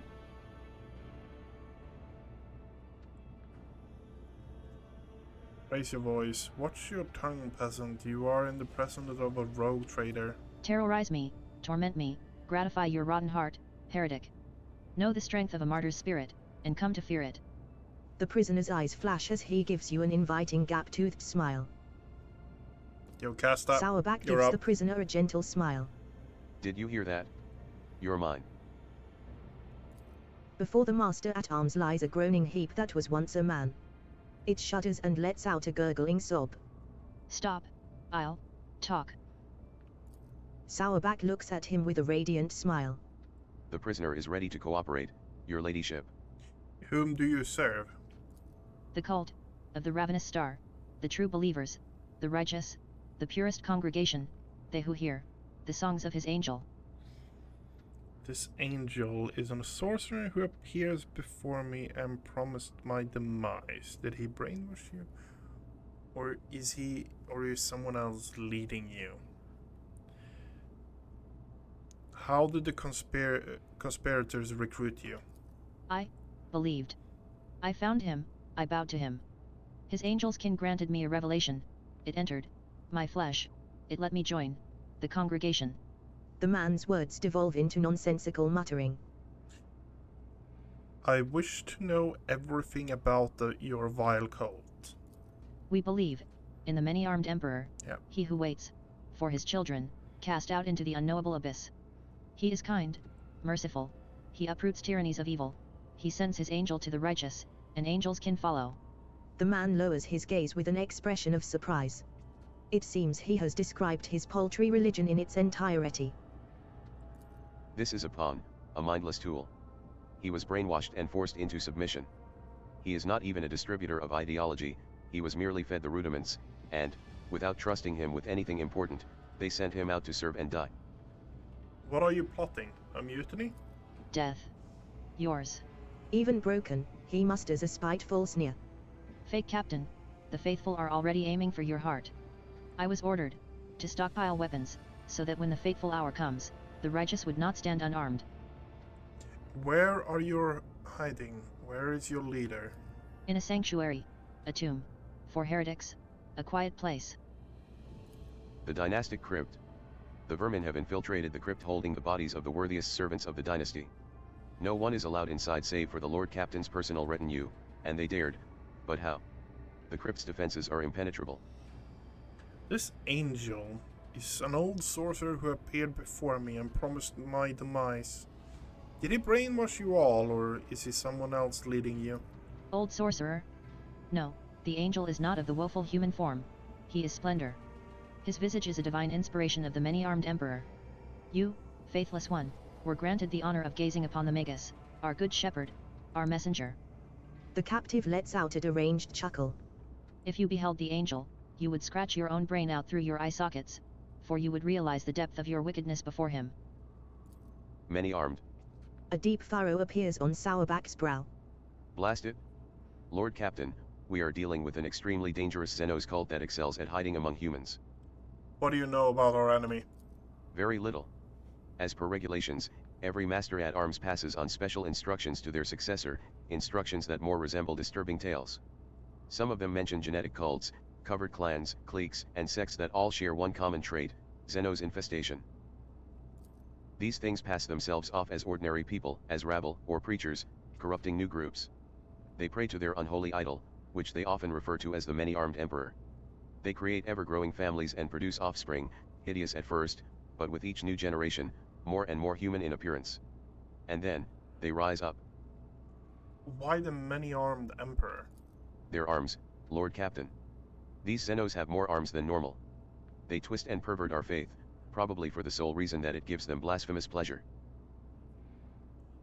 Why do they choose to act among the rabble specifically? The lower decks have plenty of dark corners for the Xenos to lie in wait. Commoners are too dull-wit and spineless to identify the threat before it is too late. And at the same time, they are dull-wit and spineless enough to serve as cannon fodder to be thrown at the cult's enemies when the uprising begins. What is their objective? Power, blood sacrifice to their god? Their end goal is always mutiny. They can prepare for many generations, accumulating weapons and numbers, until one day, they attack.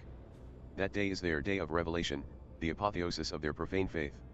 They think that on that day, their blasphemous star children will descend from the void and elevate their worshippers. Okay.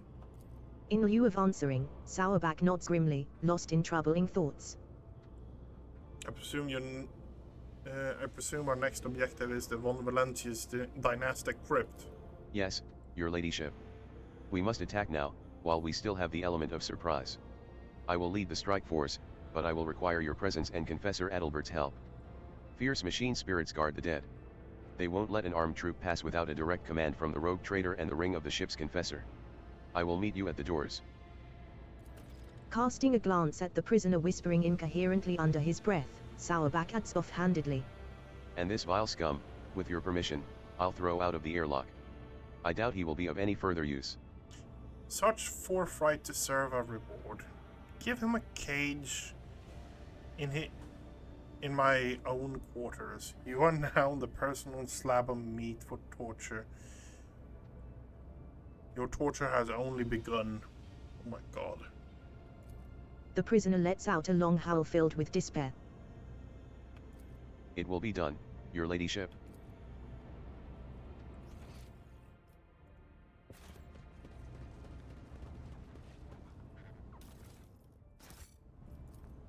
You can just make out a faded symbol on one of the tiles, a serpent and a star.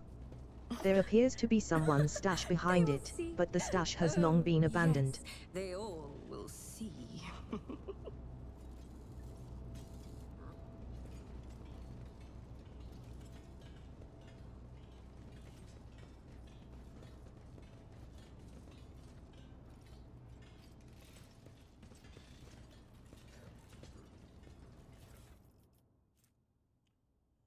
Esteemed Tech Editor, this is unacceptable. Esteemed Tech Priest Delta, this is unacceptable. For the 10th time, you've sent us the same faulty servitures. It's been over 2 weeks, and we still can't raise the lift that's stuck between our platform and platform 92M, all because of your servitures. For the love of the throne, decommission these things if you can't fix them. Respectfully, Shift Foreman Nige.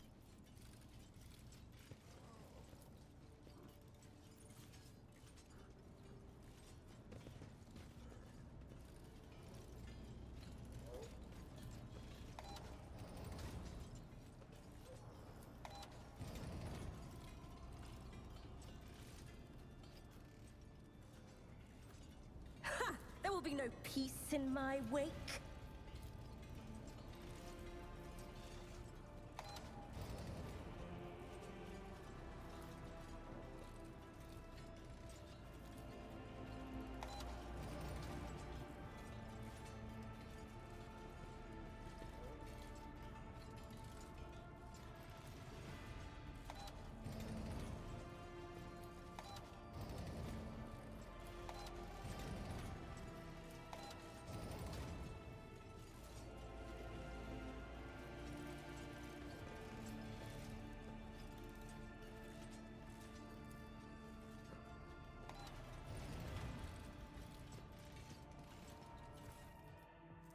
Okay.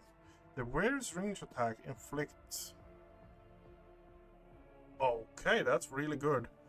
The enemies within Were's area of attacks suffer damage. Okay. Got ourselves some new items that might actually be really good. Of a world, I am the rogue threat. Okay. So we got ourselves some new item. We solved the puzzle. I have an eye for treasure.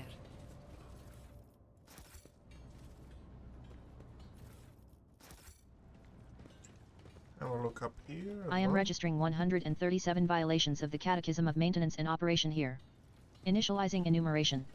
1. Keep the screw thread as your automatic eye.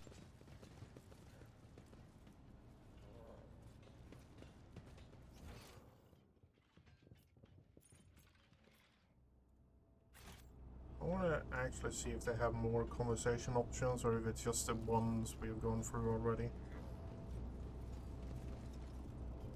What lies nothing? beyond? Okay.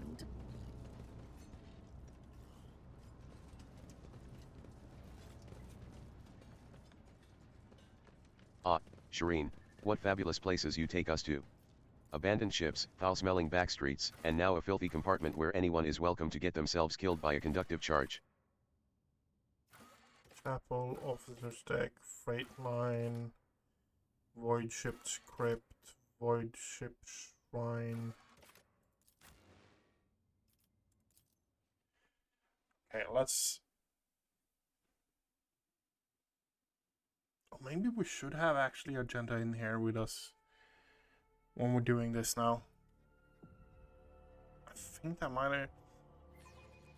Laid to rest in the ship's crypt are members of House von Valancius and their loyal subjects who were given the honor of accompanying their rogue traders beyond the grave.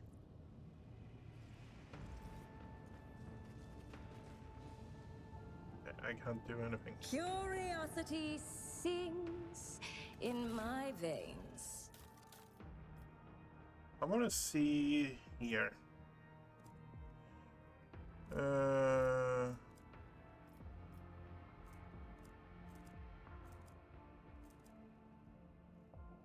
We took those out. Yeah, there it is.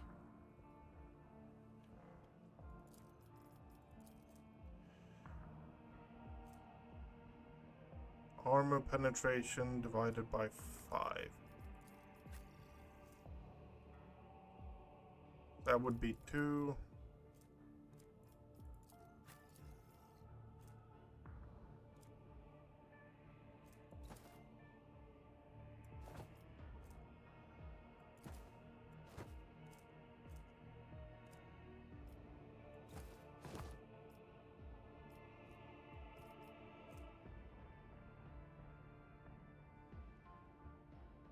To be fair, we're losing a bit of weapon there. What would happen if we slap that on there? How much would it? 8 levels? That's not bad either. Confessor. Aid Albert, the ship's confessor, solemnly raises his hands above the altar and speaks mournfully. Heed me, O guardian spirits. We have come to punish a great desecration. Heresy has made its lair in the dynastic crypt and disturbed the peace of our honored dead. I beg you to perform the ritual of unsealing and allow us passage. A hand-shaped panel opens in the altar of unsealing. The panel is lined with sharp spikes. Lord Captain, we now require your blood. The crypt will not open without the rogue trader's genetic signature. Confessor Adalbert, I ask you for your blessing before the righteous battle.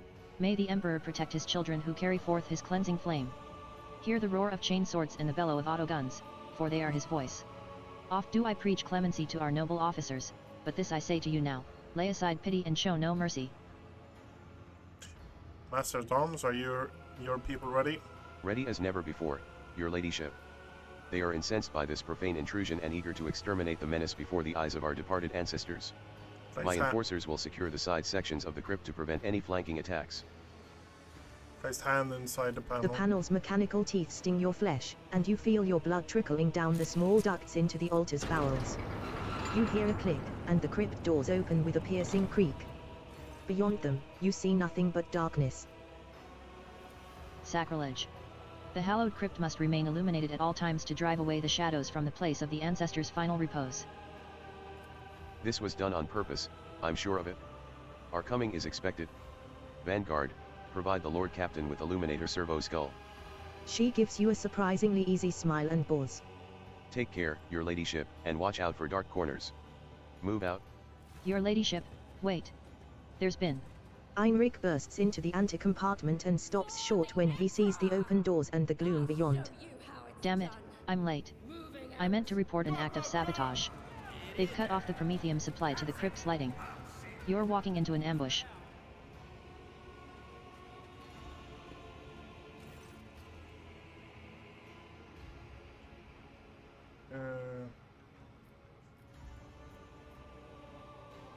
Why did you fail to discover this earlier? They covered their tracks well.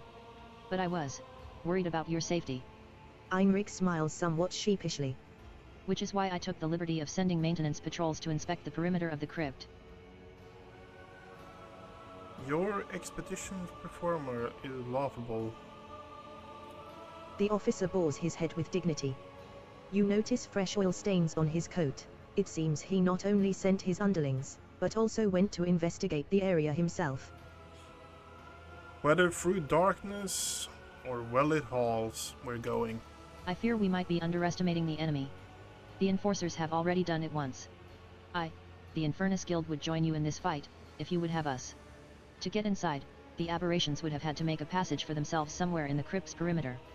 No one knows the maintenance tunnels better than us. We could find this breach and attack the enemy from the rear. I doubt a few workers armed with axes and torches will make much of a difference, but we would be honored to die in your name. Then you will use the means you have to fight and die, if it's required of you. Then arm yourself properly. Torture seems like a poor weapon indeed. Depends on who's wielding it. Heinrich says with a chuckle, but then his expression darkens. The Infernus Guild is banned from taking up arms. Our clan is branded because our ancestors were rebels. The station where we originally hail from once rose against Lady Theodora's predecessor. The traitors were killed, and the rest of the station was left stranded in the void to die without air or water. Out of those who repented, the rogue trader selected 1,000 who were allowed on board. Those spared people became the Infernus Guild, repairmen, firefighters, those who bear the brunt of any disaster and are the first to die. That was our penance. It's been centuries, and still we die not just because our duty demands it, but because we atone for what our ancestors did. The enforcers keep reminding us about it, and if they see an armed Infernus, they'll execute them on the spot. Such was the Lord Captain's will.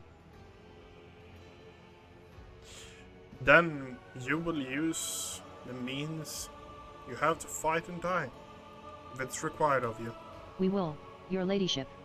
Dying is second nature to us. The Emperor protects. The Infernus Master and his people leave the hall. The doors of the crypt are open. It is time to step into the darkness.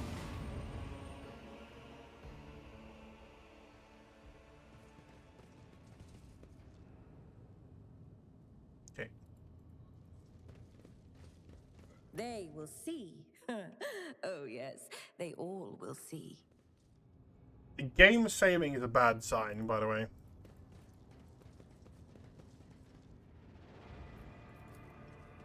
The gates have been blocked to cut off all possible escape routes for heretics and enforcers alike. They will not open until your victory has been secured.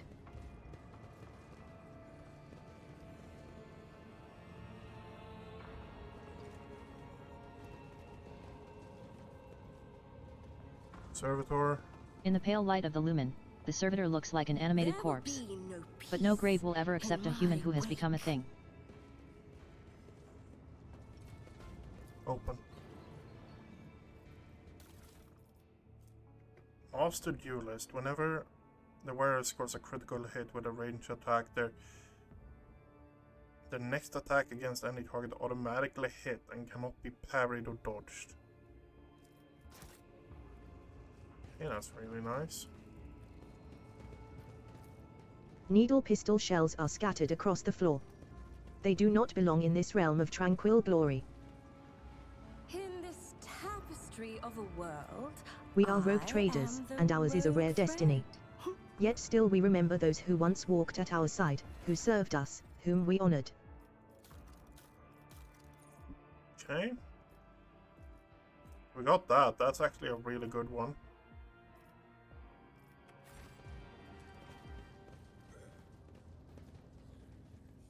In the pale light of the lumen, the servitor looks like an animated corpse.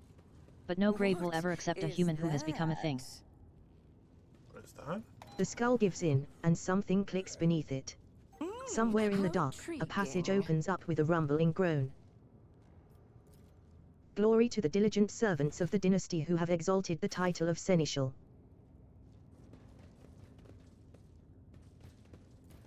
A black viscous substance, resembling partially dried saliva, is slowly eating through the surface of the monument.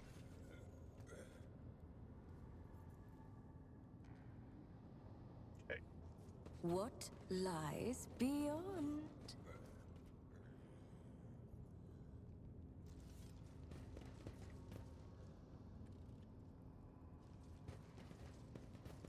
There are large footprints in the dust, but the 2 feet are of different shapes, one human and the other clawed and horribly mutated. Here lies Alaric Wolfgang of Jester, the first seneschal to have come on board this vessel. Your duty is done, now others will serve in your stead. Remember the deeds of the hero who died to protect the Lord Captain. One step at a time, amidst the madness. The servitor is gone. Fresh pools of blood and embalming fluid drip down into some deep grooves on the floor that look like they were left by monstrous claws.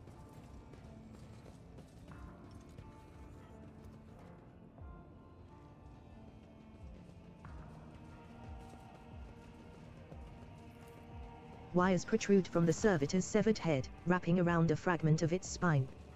The broken jaw twitches frantically, struggling to shut. They will see, oh yes, they all will see. The gate does not yield. The Illuminator servo skull beam reveals the lifeless cable of the entry cogitator snaking into the dark.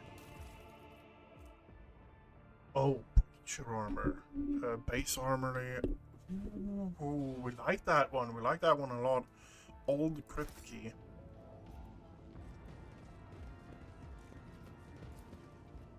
Above the 100 different names is an engraved inscription.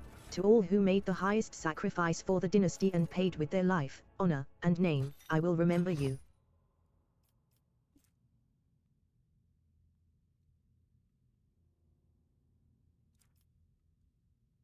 Yeah, we're going with that. Even more perception. Patience. Oh, my nerves are frayed. The gate does not yield. The Illuminator servo skull beam reveals the lifeless cable of the entry cogitator snaking into the dark. The sarcophagus was installed recently. The inscription reads, "Here, Archmilitant Mort keeps his eternal vigil, protecting in death the one he could not protect in life."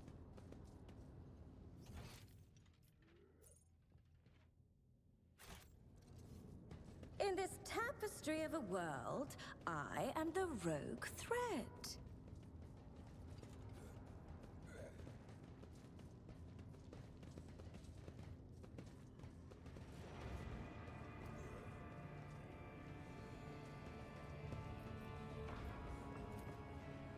My success is an irrefutable certainty. Find a way to open the door, yeah?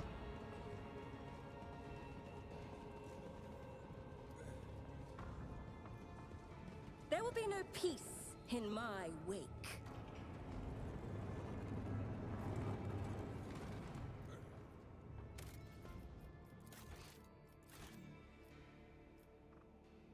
Okay.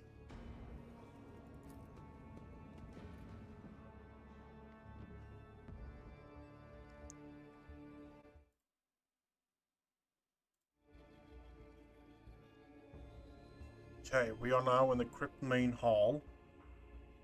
We have at least a couple of gene sealers around us. Forward, faithful pure.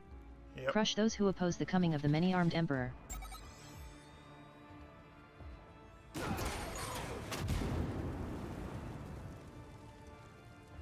Curious creatures.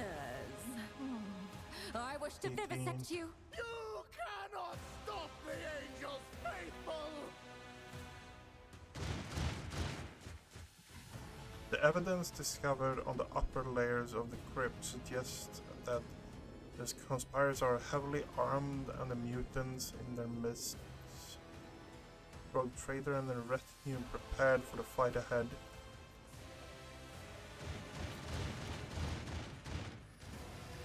Okay, so stronghold of Heretical.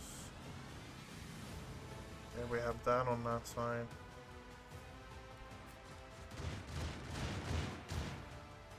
Okay, fights are actually going on the side there. Is it going on this side as well?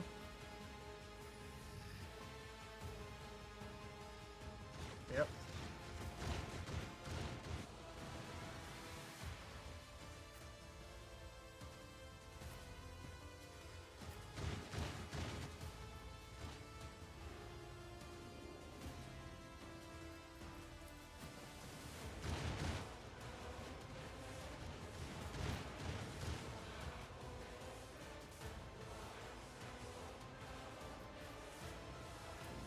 Bean Stealer, Hybrid Sniper, Marksman.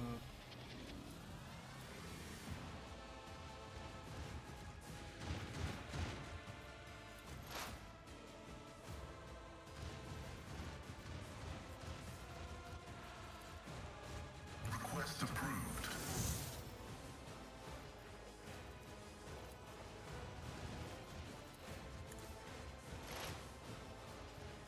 And boom goes the dynamite. Desire condemns you. The order is contrary to dogmatic protocols. Request approved. That's somewhere we think the first fight is going to happen.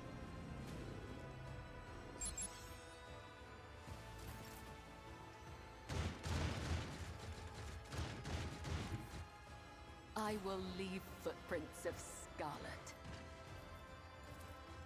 As the tenants. Surfaces around are covered with mucus. Okay.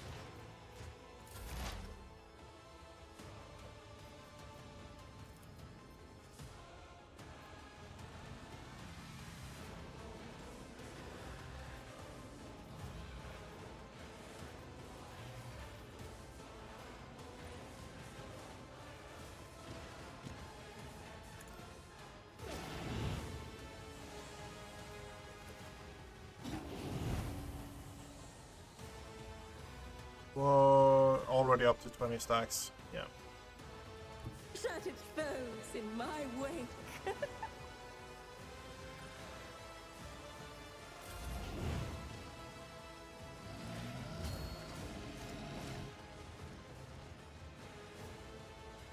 Actually became immune to fire. I don't know how I feel about that.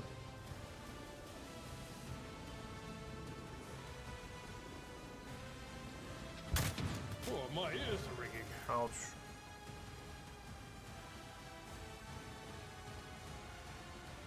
I have read tomes of military tactics.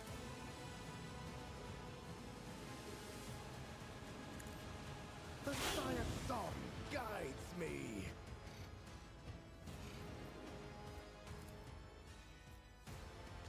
I am a navigator, not a servitor.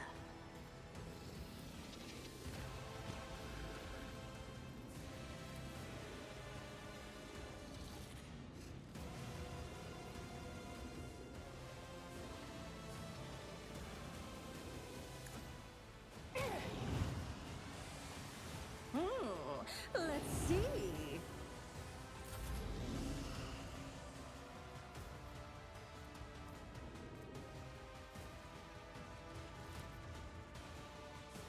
If I may.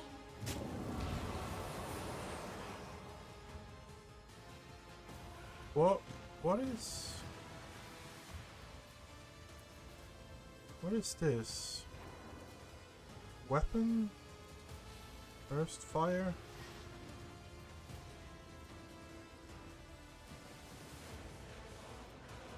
Fire spawn. Oh, okay. Yep, sure. Me?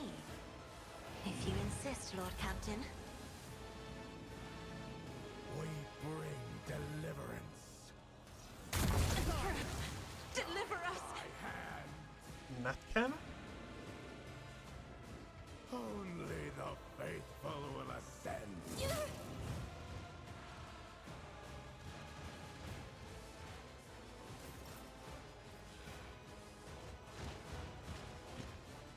Follow my lead. I will do my duty. Ha ha! Reduced to dust! Victory is imminent. It will be done.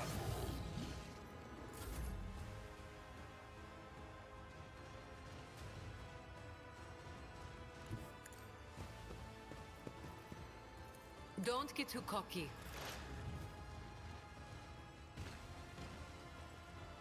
Explorators know one route. Forward.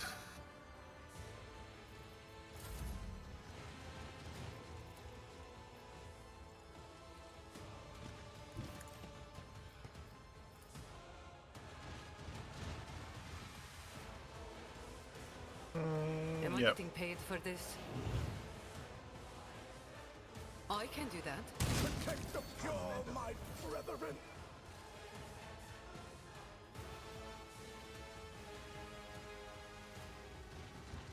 During the turn, there's no attack limit. Wanna see a trick? Through the smoke and gunfire.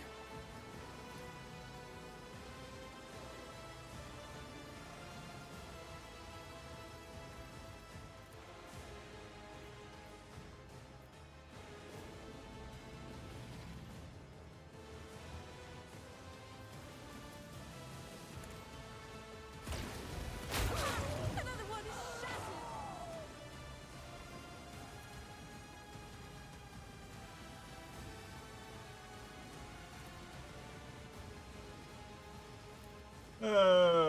Schemes within steps. Flames. Another one. Ah! Another one is shattered.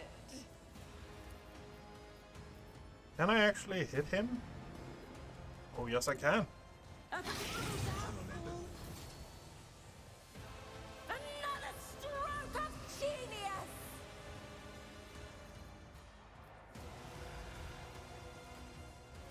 A genius at work. 95 damage. Oh. Yeah.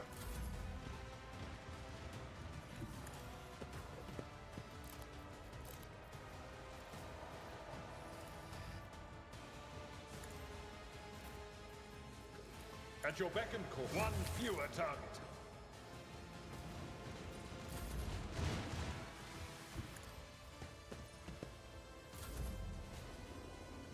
The angel will reward.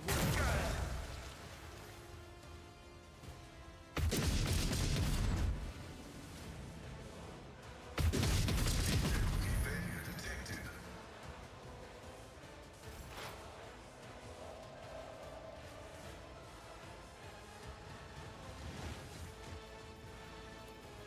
Okay. You're going to heal up. Garrix required it.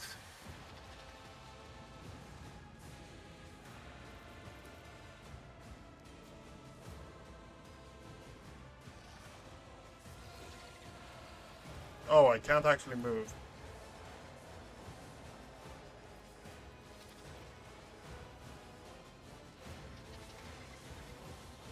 Running binary disintegration. Stupid mistake, stupid mistake. Fucking stupid mistake. I bring mercy and retribution.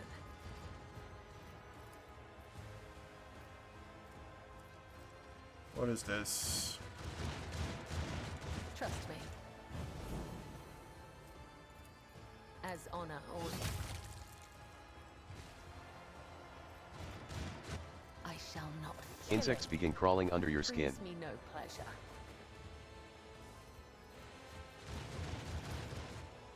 As the tenets demand.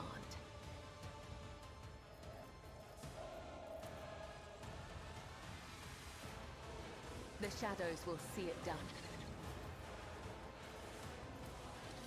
Trust me. A strike of terror The pierces other the heart. side awaits.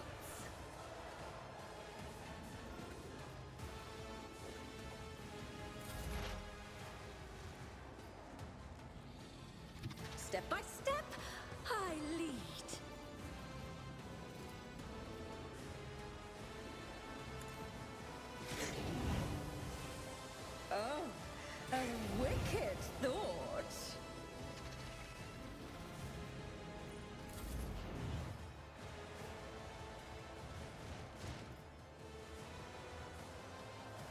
Oh, you're also stuck. Isn't this a job for the serfs?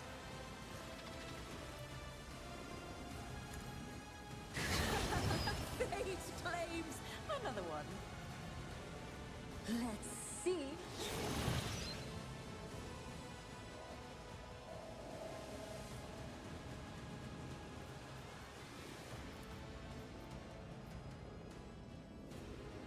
Huh. What if Yeah, it's not doing any damage the to it. storm approaches?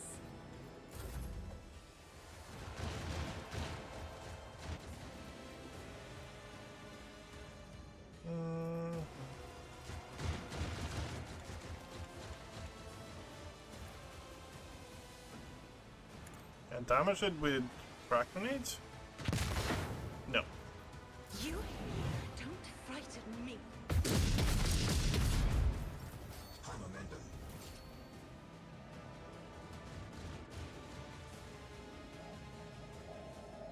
Oh, you're also stuck. Okay, fair enough. Can I charge? No. Indeed.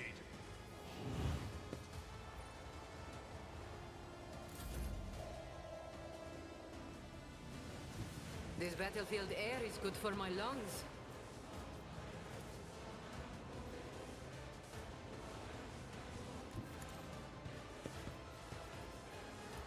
Tell me, and it is done. You have 4 jumps, so we're just going to move over here. Fail. Then jump over it. And then kill you. Death is a blessing.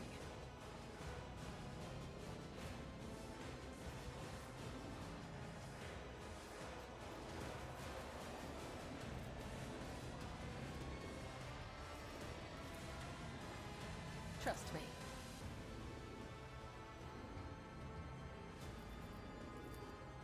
As the tenants demand.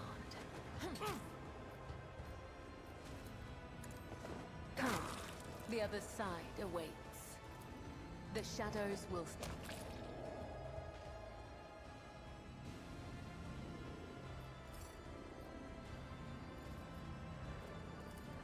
I shall not fail.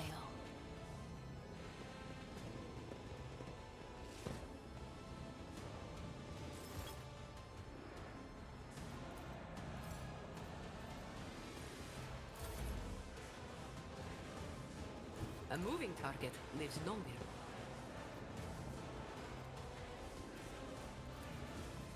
You've got a problem.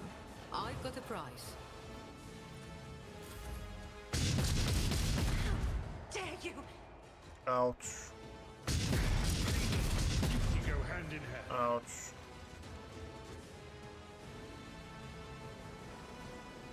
Moving out.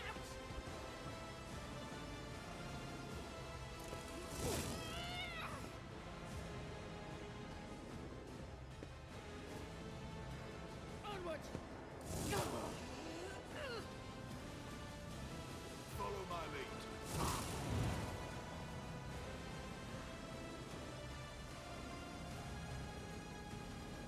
Follow my lead.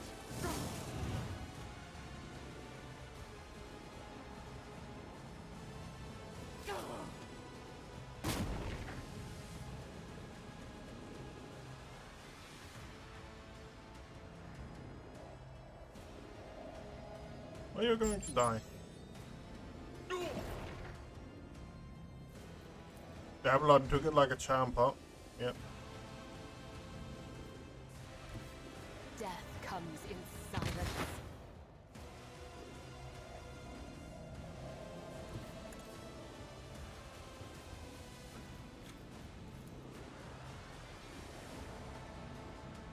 As honor ordains.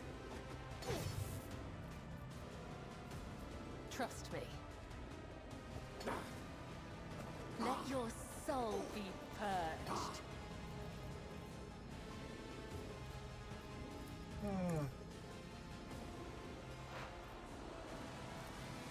tenants. Yeah, you're not going to do that much damage. 20 damage. Okay, fair enough, fair enough.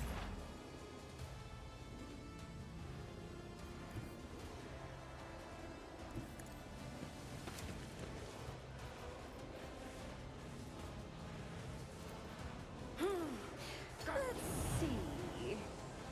Schemes within schemes. You're actually immune to fire damage. That is a really interesting thing, Be huh? careful not to cross my gaze. Me? If you insist, Lord Captain. If I may.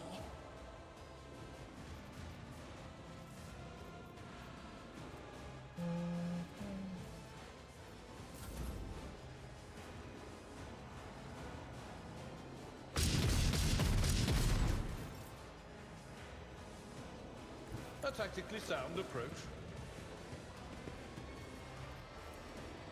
I will do my duty.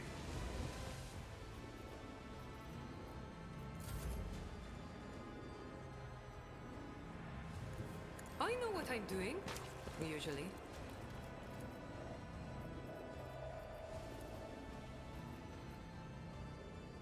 Am I getting paid for this?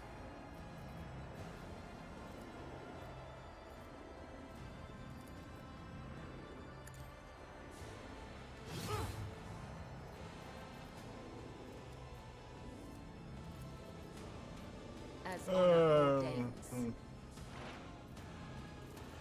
20 damage, 20 more damage? 17. Okay, fair enough.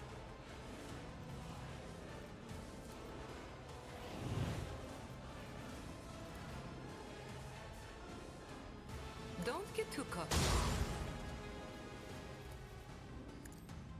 Jai Haydari. Remember the name.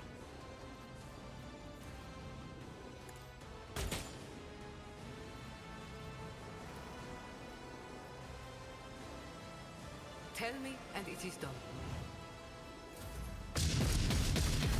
Help me, Lord Captain! Our existence is so fragile. What was that?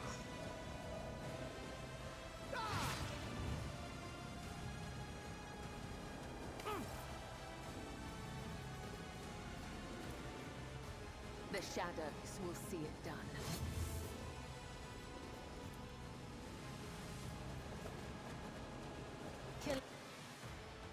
Okay.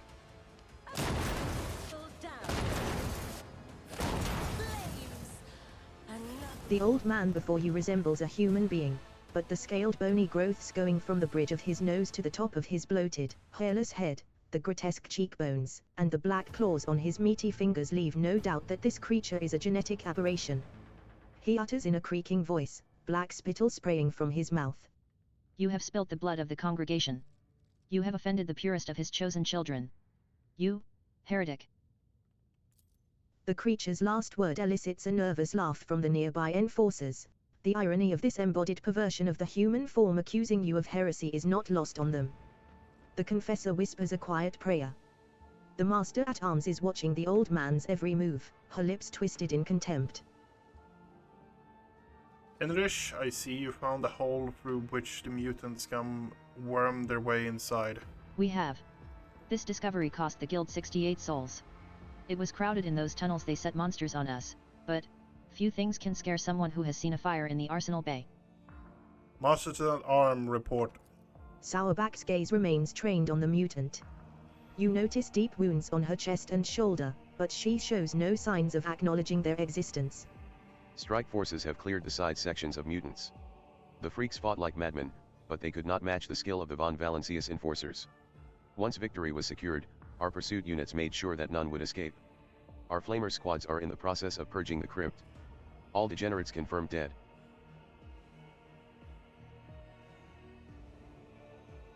That's not all. That's not all. There's more stuff coming. Sourback, I have rectified the consequences of your blunder, but that does not mean I have forgotten who was responsible for letting this taint spread on my ship. The master-at-arms lowers her head. Our honor is sullied. We have failed our forebears. Our ineptitude and weakness are shameful, Lord Captain. Abelard, how much of the crypt has been desecrated? The accursed spawn have disrespected the spirits of the dead, but, thankfully, they did not have enough time to wreak as much destruction as they could have. Many tombs were disturbed, but what is the most outrageous? Adalbert carefully presents you with a sapphire blue gemstone. They sought to despoil Lady Theodora's urn. After her ladyship's cremation, her ashes were made into this magnificent relic, an example of resilience and purity. One of the heretics dared to lay claim to it. Abelard stares at the gem with a crestfallen expression. His lip twitches as if he is struggling against a new wave of grief or else enraged at the thought of someone so heinously violating Theodora's rest. He forces himself to look away without saying a word. Henceforth the relic shall remain in my keeping. If such is your ladyship's wish. I see deep symbolism in this duty. Persuasion 6+, okay, yeah. The ashes of the other eminent dead, whose rest was disturbed, will be transferred to the reliquary chapel. Rites of redemption will be held day and night. Thousands of the ship's crew will be allowed to kneel before the relics and pray for the Lord Captain's health and the dynasty's prosperity. Well then, let's see what the ringleader has to say. You shall perish in the cold void, your heart shall beat its last under the light of uncaring stars, your lungs shall become trees of ice within your chest. You will never receive the grace of the many-armed emperor. The old man calls curse after curse down upon you with spiteful satisfaction. Nudge one of his wounds with your toe. The old man doubles over, but it is not pain or fear but burning hatred that contorts his face. Go on, torture me. I'll endure it all. My time may be up, but you are all doomed. I will gladly spit the words of truth in your face and they will burn you like acid. In death I will ascend to the hosts of pure voices and I will await the day when you will pay for the shed blood of his children. It was you I saw in the vision. You are the leader of the spawn. The mutant erupts in wet, slurping laughter. I am the herder of the pure. The many-armed emperor has blessed my mind with the ability to behold him, and I guided his children, until you came and slaughtered us, heretic. Their loathsome tribe has spawned a sorcerer. Sourback grimaces in disgust. No doubt to help them brainwash more victims and swell the cult's ranks. What are you? Are you mutants or are you Xenos? His face becomes a gloating grimace. We are the pure. We are the congregation, children of the many-armed emperor, the genetic perfection of existence. You will never understand. You are of inferior flesh, your genes are woven from feebleness and misery. We are the new curve of the spiral. We are one, and thus we are strong. And thus we are strong. Pasquale's visor flashes scarlet, growing brighter with every word. This statement is false. Only the true flesh is perfect. You are a scrap of ignorant meat, and this vaunted genetic perfection, which you are not, will be ground into nothing by the cogs of the Omnissiah. The old man shrinks and hisses as his face is bathed in the red light of the visor, itself framed by the shadows of writhing mechadendrites. Who is this many-armed emperor? The true God who comes through the void to us, his devout children. The universe is an abyss of horrors, and only he can save us. But not you, vile heretics. You are all doomed. Why did you make the lair here in the crypt? None wander in here. We were free to offer our prayers without fear of discovery. And the sight of dead heretics was pleasing. Trampling your bones was a righteous act. That is why I ordered the pure to sunder the walls of your bone vault and make this place a sanctuary for the congregation. He sneers. The malice alight in the abomination's eyes leaves no doubt. No barrier could have stopped him, intent as he was on committing sacrilege. That's a bit annoying. Now I see why so many inspectors in the adjacent compartments have had accidents. Are there more of you freaks on board, or where do you come from? 40 years ago, the profaner Theodora, the false sovereign, stopped at the trade outpost Heretica's rim to replenish her crew. The outpost had long served as a bastion of the pure. My brethren and I were chosen to embark on her ship and prepare it for the coming of the many-armed emperor. This uprising against your godless dominion has been many years in the making. You notice that the crypt looks surprisingly undefiled, even after all these years. The heretics could have turned it into an inconceivable nightmare, yet the signs of corruption are few and localized here. Heretica's rim. That cesspool of abomination must be burned. Who knows how many ships they have infected over the decades. I've had enough. Hang this carrion. The man's face twists in rage and his milky eyes bulge. He hisses. The many-armed emperor cometh. The true god shall avenge us. And when he does, I will laugh. His string of doomsayings is silenced by a kick from the master-at-arms.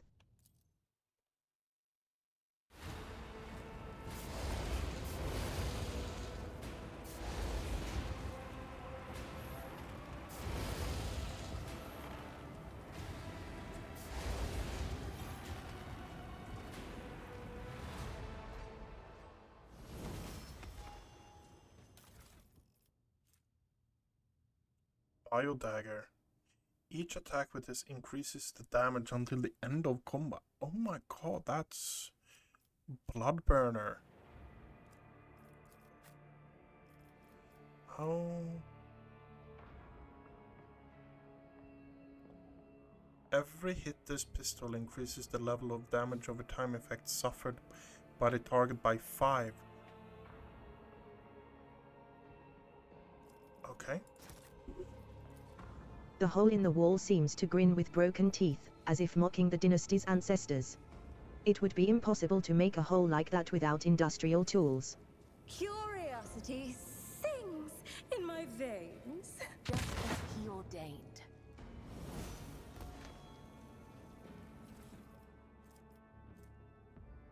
Rebel sniper rifle. Basic. All of those can go in there.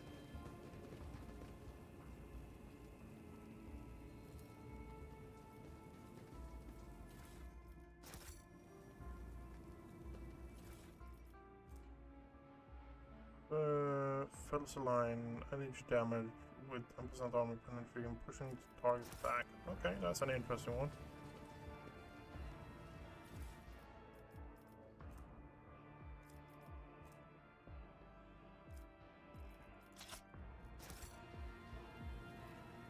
They will see.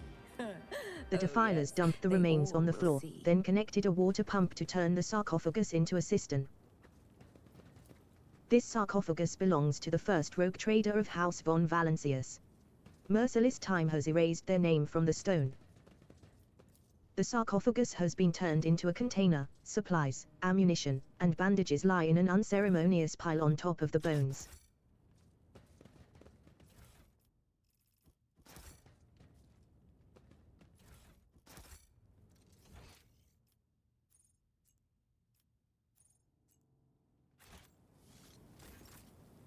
The web beckons.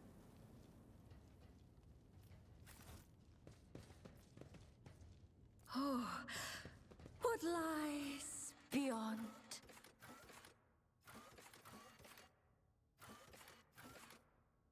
Captain's quarter. I want to see how it looks in the captain's quarters.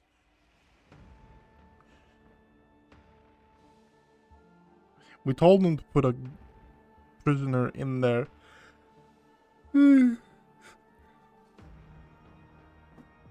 Here's the scary part. A lot of the things are a lot of the things that are heretical is so close to dogmatic that that's kind of the scary part, because the two that actually are closest in decision making is actually dogmatic and heretical.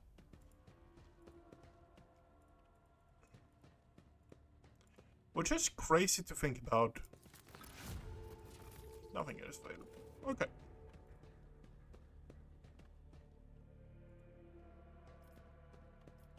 The coat of arms of House von Valancius is crowned with the text of the Oath of Rogue Traders, the Emperor's faithful servants.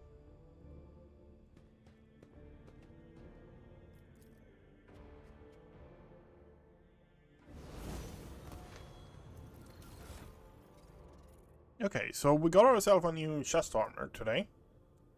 Actually, really good looking as well. Don't like the fact that it has the Inquisitor's eye on it, but hey.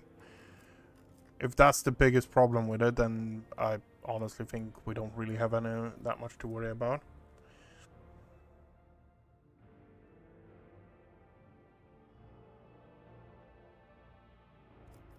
I'm making an argument back and forth with myself if I actually should replace the demon tool with something.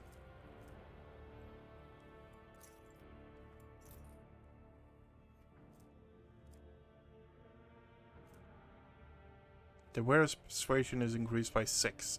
That is kinda lousy. Just 6 increase in stat for a slot that usually has like big effects on the whole playstyle you have.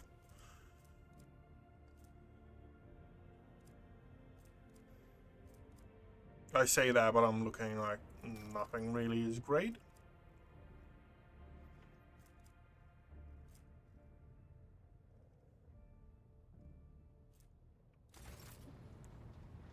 Okay.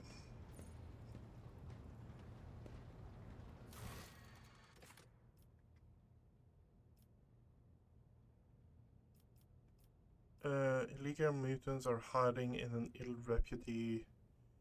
Pillars of Viridis. Pillars of Viridis. Pillars of Viridis. Where do we have Pillars of Viridis? Pillars of Viridis. It's a station. Fill.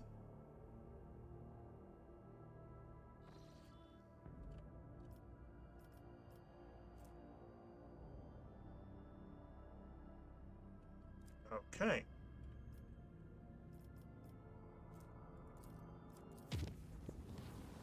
A mysterious sickness struck the clan living in one of the macro cannon chambers. The disease quickly spread, causing the emergency aboard the void ship. A foul warp entity has pierced the thin veil of the... Okay. Now I'm just getting stuck doing everything and nothing at the same time, huh?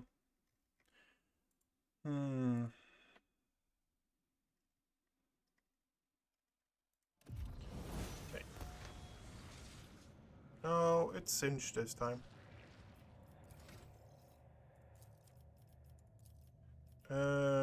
Intelligence.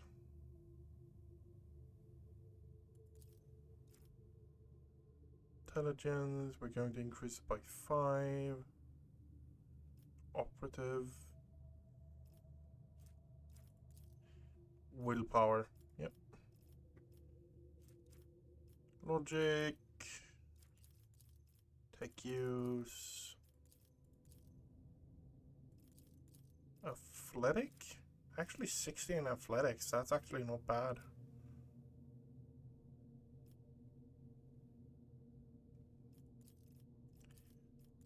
You know what? Athletic it is.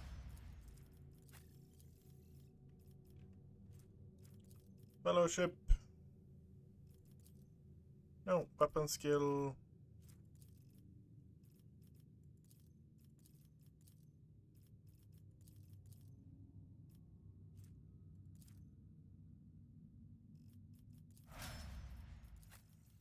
And what do we want here?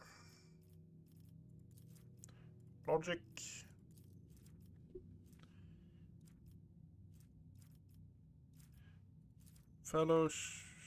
Honestly, let's just go with perception. No weapon skill. Weapon skill, intelligence.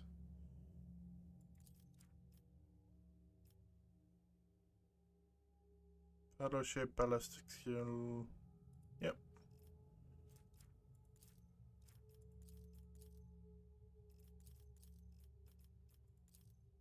Commerce. Ballistic. Perception. Awareness. Commerce. Persuasion.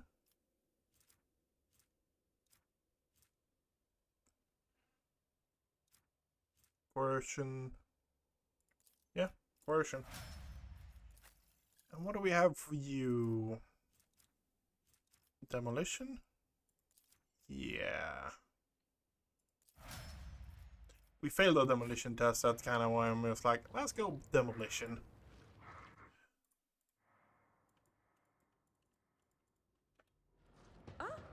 One step at a time. Pink The horse. madness. Activate calculated fury algorithm. Critical.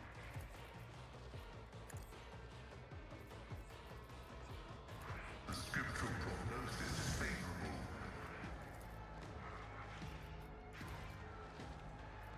My vow is to vulnerability analysis. Successful.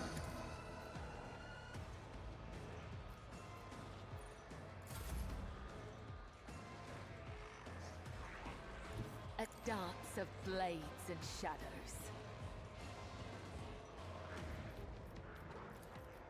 As honor ordains. As the tenets demand. I shall not fail. Okay, and then Trust me. here, and then stabby stabby.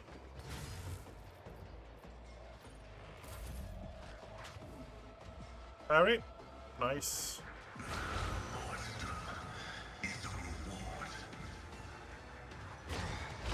Brace yourself, Avalon!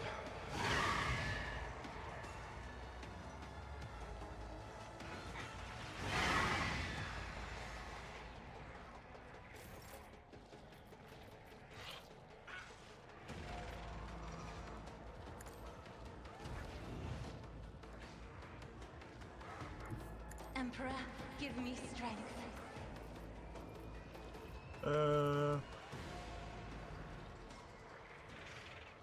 Yeah, why I'm not? accustomed to being ordered around.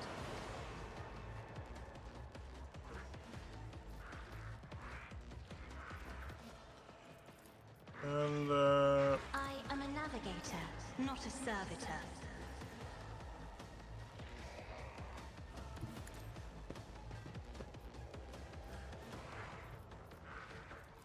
oh, I can't actually use those. Okay.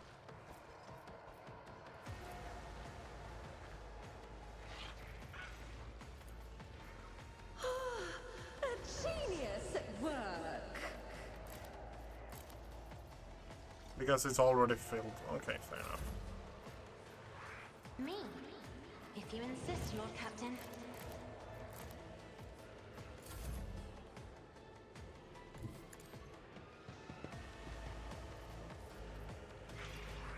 I can do that with the right incentive. Am I getting paid for this? No, probably not. You've got a problem, I've got a prize. Don't get too cocky. Whoa! I want a medal for that one.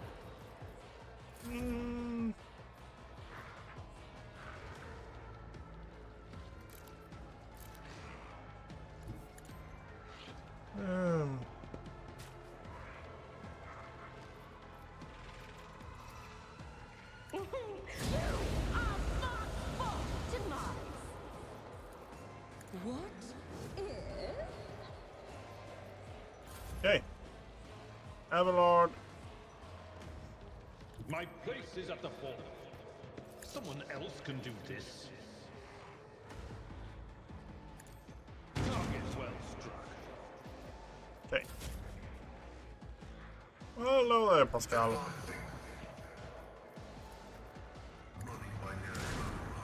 Dodged. Too bad. The Omnissiah knows all. Comprehends all.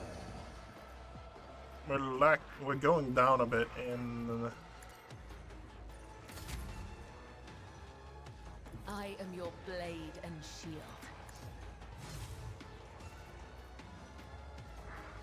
The shadows will death is a blessing.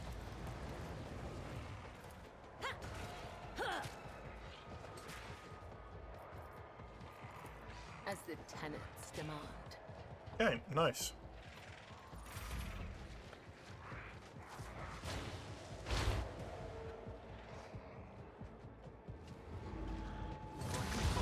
Successfully terminated.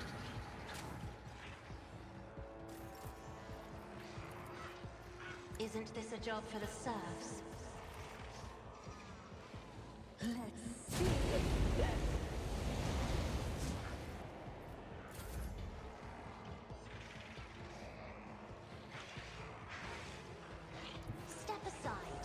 navigator is coming.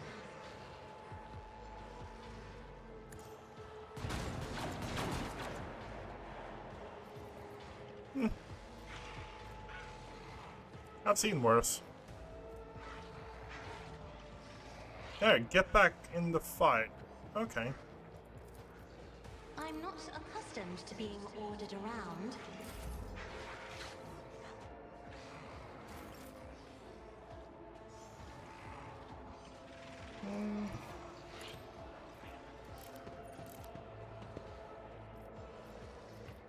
How about no? How about no? Yeah, I kind of agree with you there.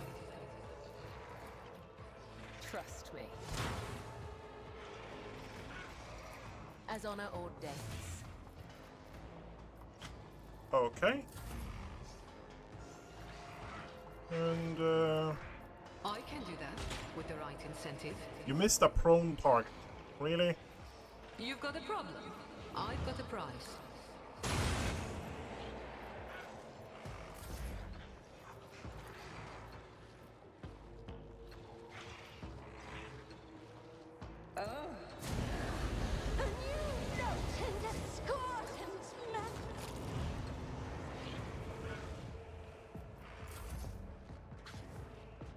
Dodge, parry, dodge, parry. Tried and tested tactics are the best ways. And At your beck and call. It will be done. Indeed.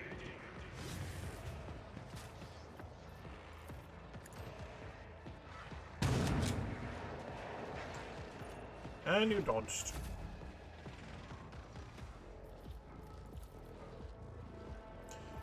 Scan that.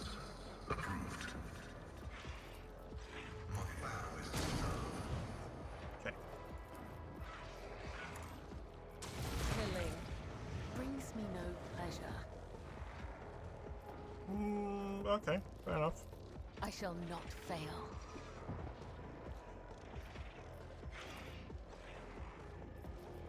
We are going to As mark honor you. ordains. That means we're going to do a lot more damage to you. That's a lot Trust better. me.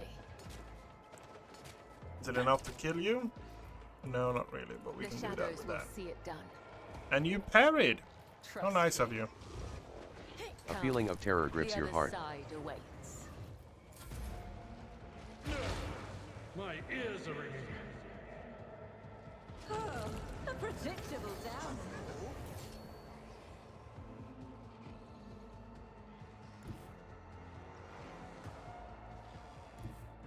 Emperor, deliver us.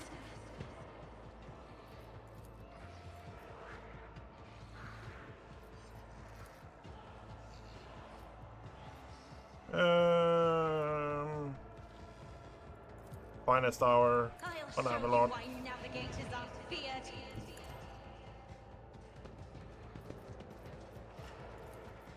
At your beck and call. An exemplary strike. Victory is imminent. At your beck and call. I'd rather not. Okay. I will do like you. At your beck and call. Parried. Victory is imminent. At your beck and call. Okay.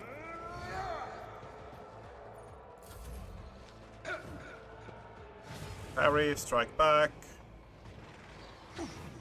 Parry, strike back. Me? If you insist, Lord Captain. It will I'm be going to done. pop that.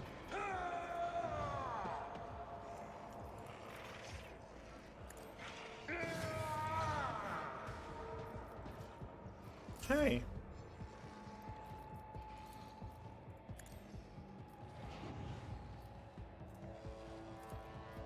I'm afraid not. Can't see them, huh? If I may. Isn't this a job for the serfs?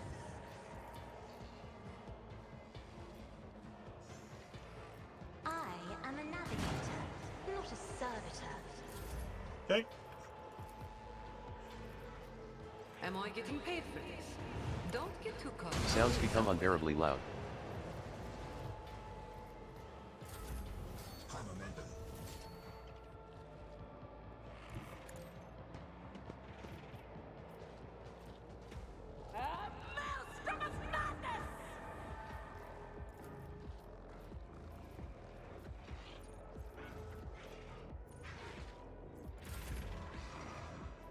Here's the annoying part. The camera and me are not agreeing with each other today, huh? Victory is imminent. I took care of this one.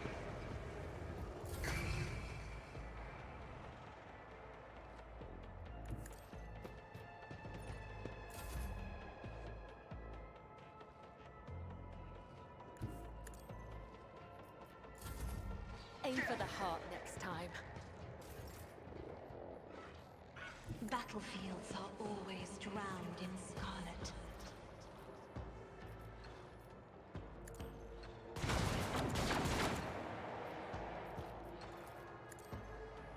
Come on.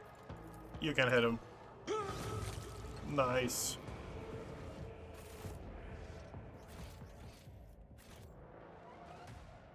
Only demon encounter, huh? No peace in my wake. Is that my blood?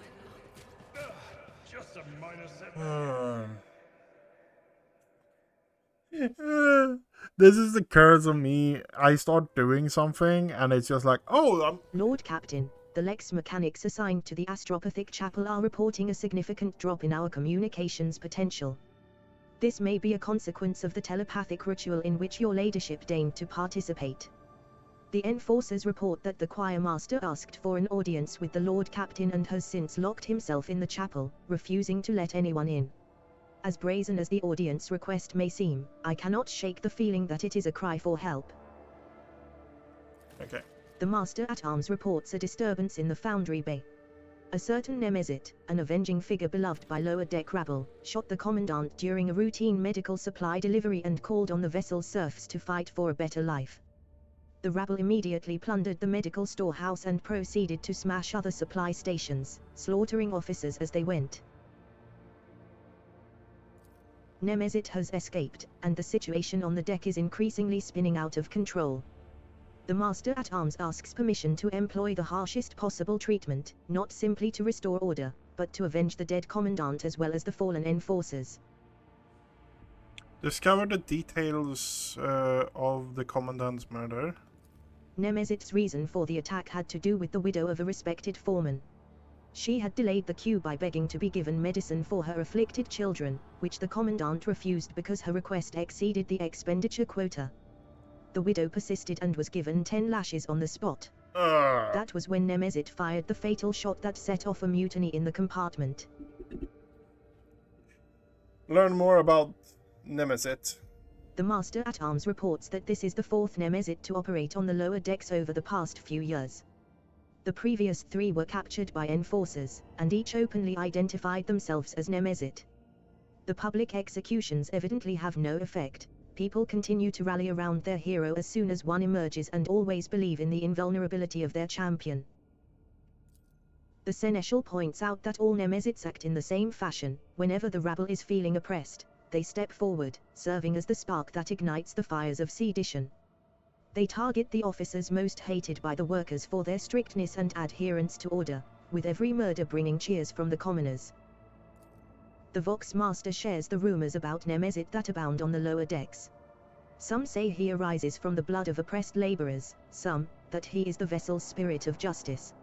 Others still believe he is an immortal hero. Such veneration makes it very difficult to capture the Riffraff's champion.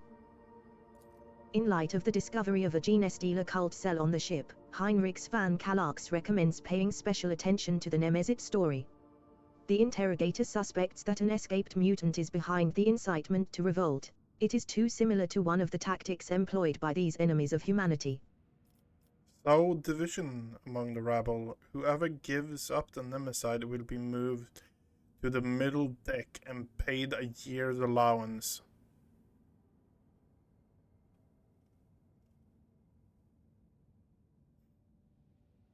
Yeah, let's do that. Many people betray their relatives and neighbors in hopes for a better life, but there is no true nemesis among them. The enforcers suppress the divided mob and restore order with ease. Okay. That's an interesting one, though. That's a really interesting one.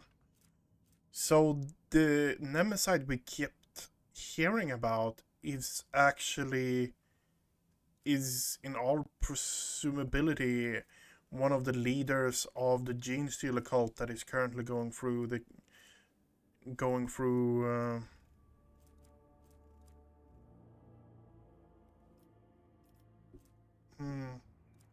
it's interesting. So the Gene Stealer cult is probably behind all of this small rabble doing uproars and stuff like that on the ship. Okay.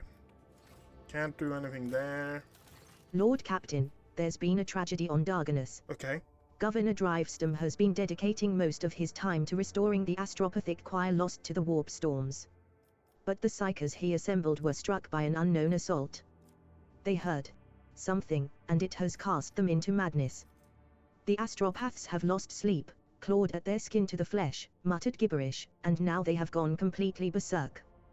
They had to be eliminated, and now only a few of the most resilient astropaths are upholding the connection to Darganus. But how long will they last? Where did the former astropaths come from, and can we get more from them? I have received complaints that Governor Drivestam has devastated the minor astropathic choirs of the Protectorate. He scaled them down by almost half through blatant abuse of his authority. To take more people from these choirs would mean depriving ourselves of the connections with other worlds. We could try to hire sanctioned psychers from other domains, but they will be few as the road to the Imperium is perilous. We can try getting by with the resources that are already available to us. Seek out the unsanctioned astropaths who train those PSY active citizens of the Protectorate displaying promise.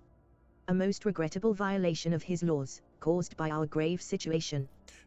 What is the cause of this affliction? Who knows? The schemes of heretics from the cult of the Final Dawn. The treacherous magic of the Xenos. Perhaps it was a planned diversion, or maybe it was a random echo in the Immatrium. What say my advisors? Where can we attain a new choir? The astropaths are among the most finely trained specialists in the Imperium, who beheld the light of the Emperor himself and gained a special bond with our master. I strongly advise the rogue trader to recruit only sanctioned psychers who are capable of keeping their talents in check. If there are not enough, the Inquisition will assist you in locating and acquiring more. Your ladyship, Lady Theodora, not only had enemies in the Expanse, but friends as well. Those whom she helped out, rescued, and saved. I think these people can offer a helping hand. Among them are several powerful planetary rulers, who possess both astropaths and a deep respect for your family name. There are a lot of psychers on my home planet Lyra, Lord Captain. Do you know why?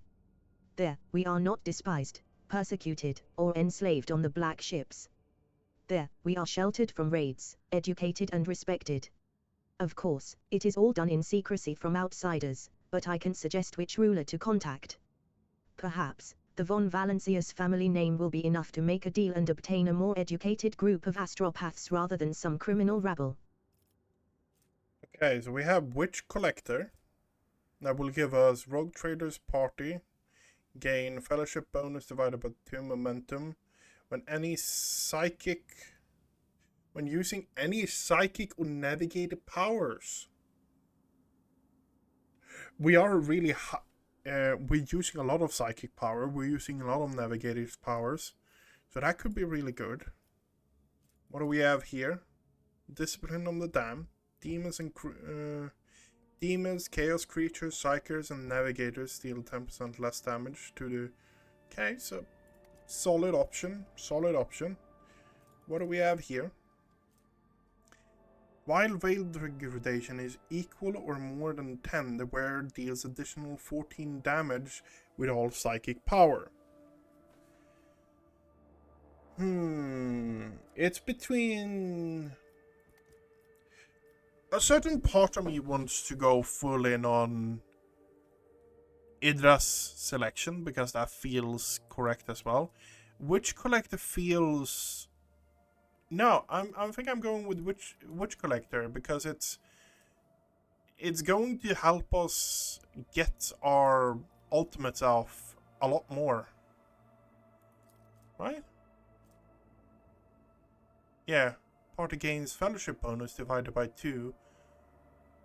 Momentum when using... Yeah, I can get behind that. You will get your astropaths. The von Valancius dynasty is too important for us to just turn a blind eye to it in its time of need. A wave of armed skirmishes and detentions swept across the expanse. The ships carrying these powerful captives have brought the new astropathic choir to Darganus. Even the most influential could not resist the fearsome agents of the Inquisition, who had requested the ruler's valuable servants to meet the needs of the von Valancius dynasty. The tragic pestilence of the astropaths has not appeared again, but all of them have reported hearing strange whispers ever since their first day on the planet.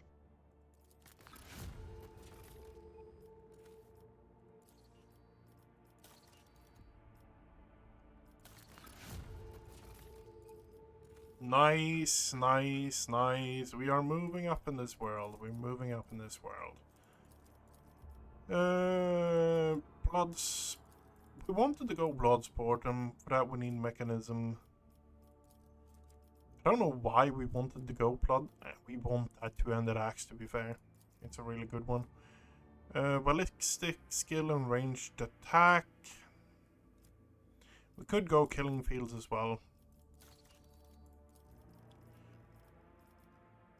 And we went with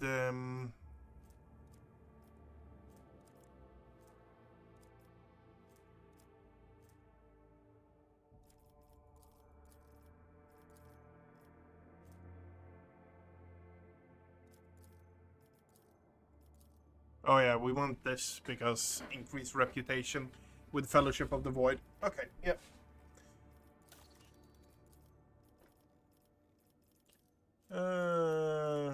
Yeah. That's Beckland. Lord Captain, an urgent report from the vessel's shrine. A group of unknown assailants has invaded his temple and plundered the incorruptible relics of your ancestors, slaughtering devout worshippers as they went. The high factotum is among the casualties.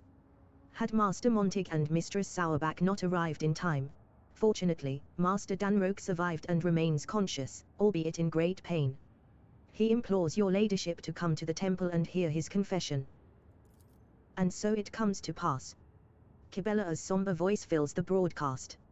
I performed a reading of his tarot after the morning watch siren, but the visions sent by the Undying One were too indistinct. I saw rivers of blood flowing toward the bones of the dead, and a blurred figure, laughing, treading upon the ashes of the fallen. It is now clear, the Undying One desires me to follow the figure's tracks. Thus, my hunt begins.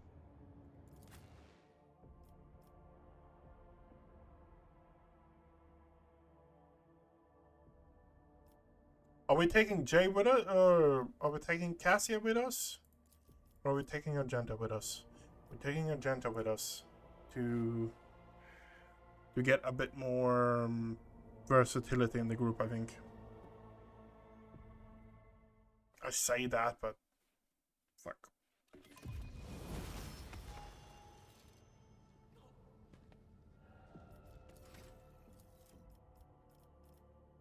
Weapon skill, perception, willpower, agility, demolition awareness, Medicaid.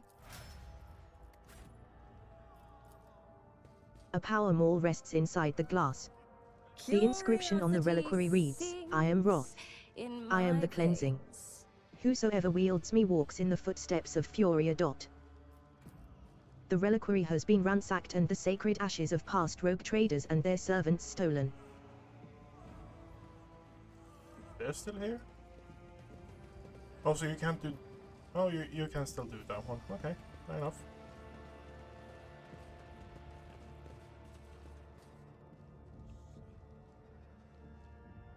I still don't know the puzzle to this. You can't do it anymore, I presume. Yeah, I know.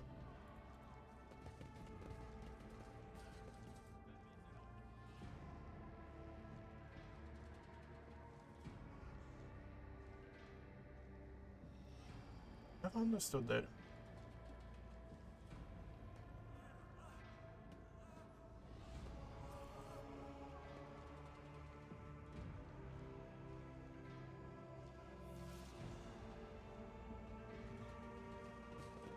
Let us bring his wrath down upon our foes. May their retribution be inescapable and their punishment severe. The Aquila Anima, a fragment of the Cathedral of Eternal Redemption, brought from the Shrine World of Solace 6, now lost.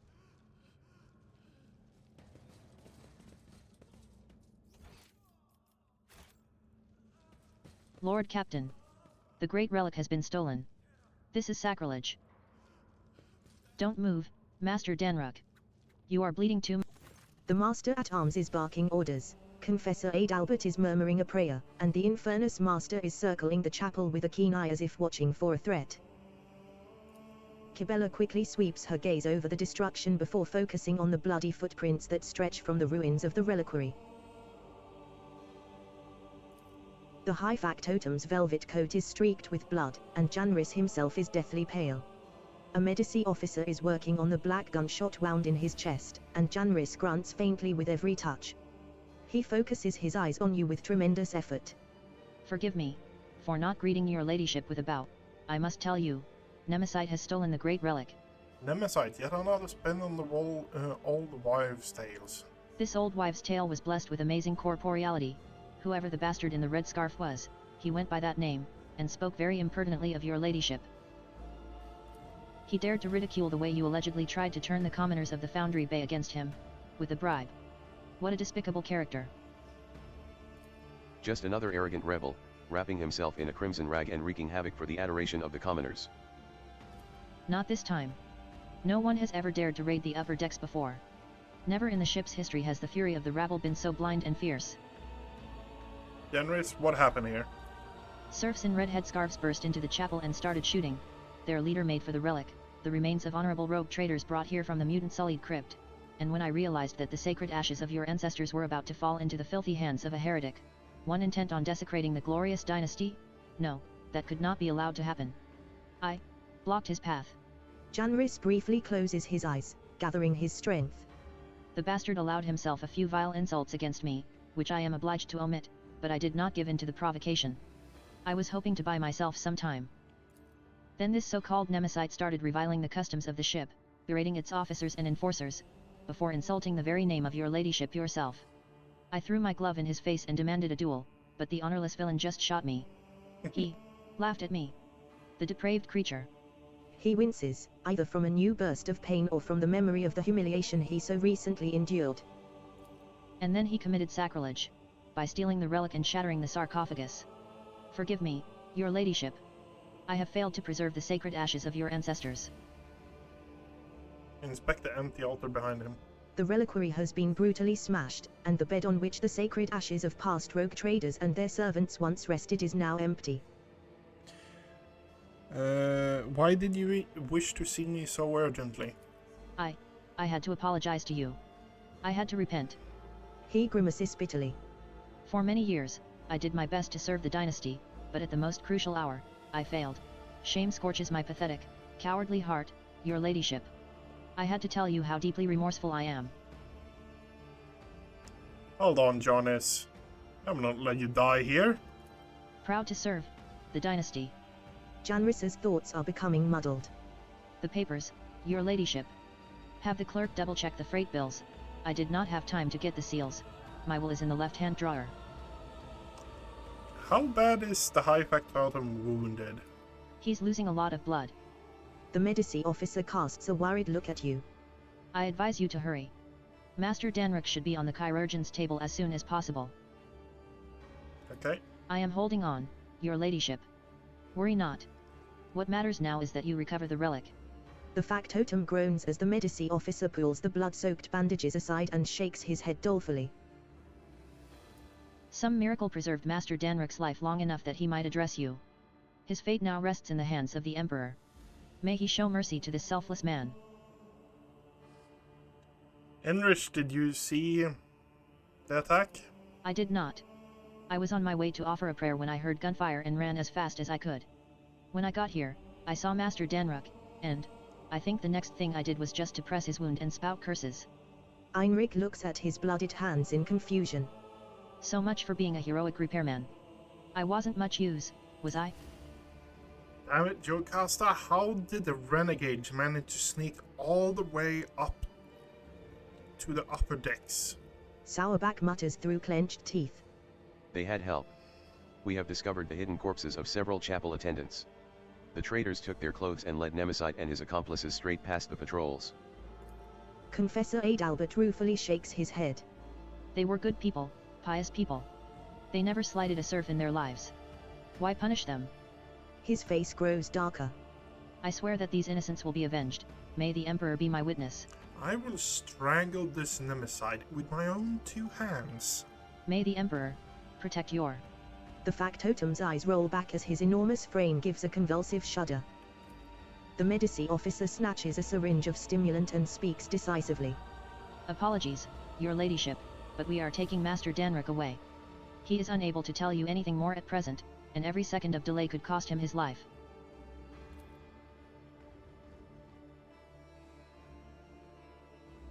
Okay.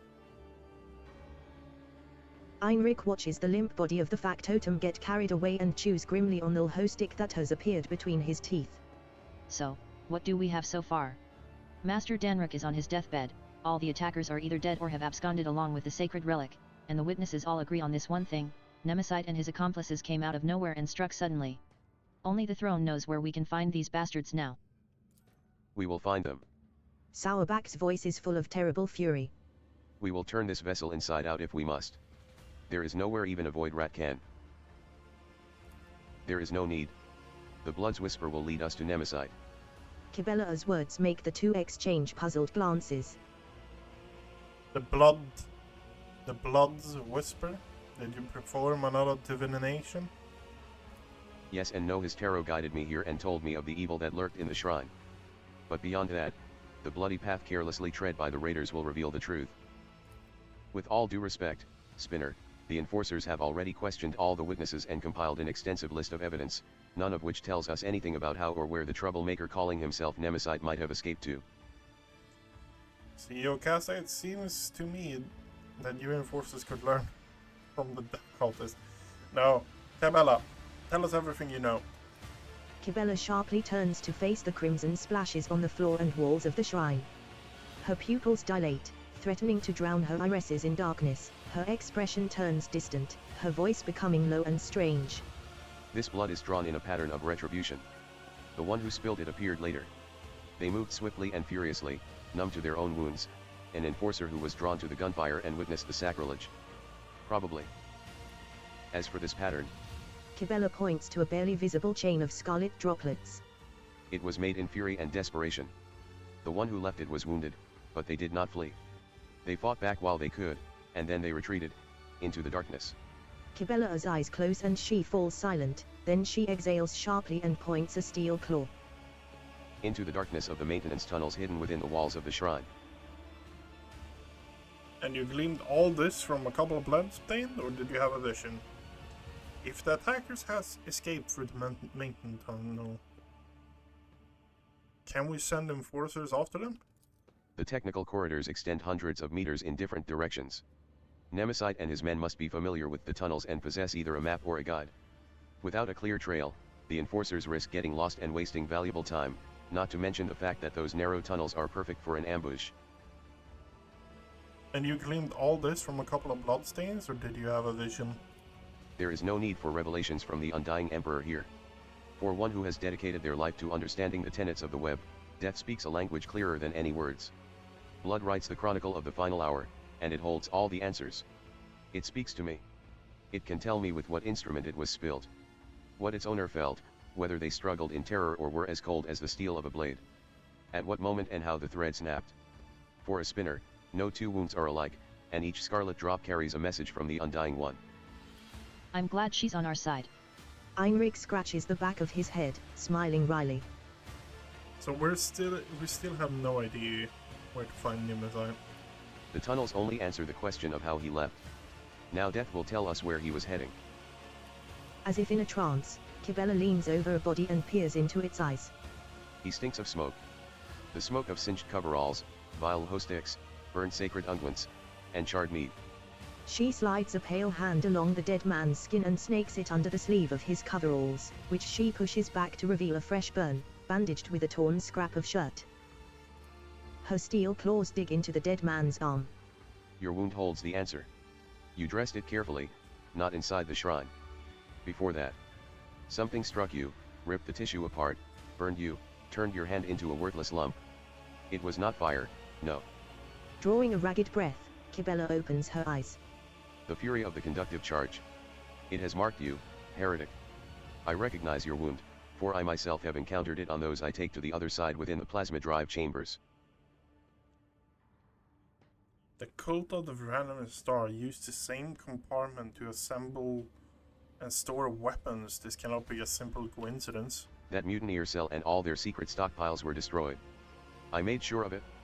Nevertheless, you are right, and the same troubling thought has crossed my mind. They could have been connected to Nemesis. We've already wiped out those Xenos mutants or whoever they were, so we have one less thing to worry about now. All that's left is to deal with this cutthroat and his henchmen. No, it's not. The plasma drive chambers, are you certain? The Undying One has blessed me with the ability to see the truth in death. How can anyone doubt the revelations his blessing bestows? I can't say if it's worth drawing conclusions based on a conversation with a corpse, but if it is, then I concur with the esteemed spinner's findings. The Infernus Master spits out the chewed up hoe stick and immediately produces another. All that about burns, the conductive charge, and the smell of cheap hoe immediately made me think of the plasma drive technical compartments. Makes sense to me. They are back, gather reinforcers. We will follow the Nemesis train. The Undying... Oh. No, Domin Octavia the Fire Axe. You must stay. You are the one that Nemesis has challenged, and those we hunt know you by sight.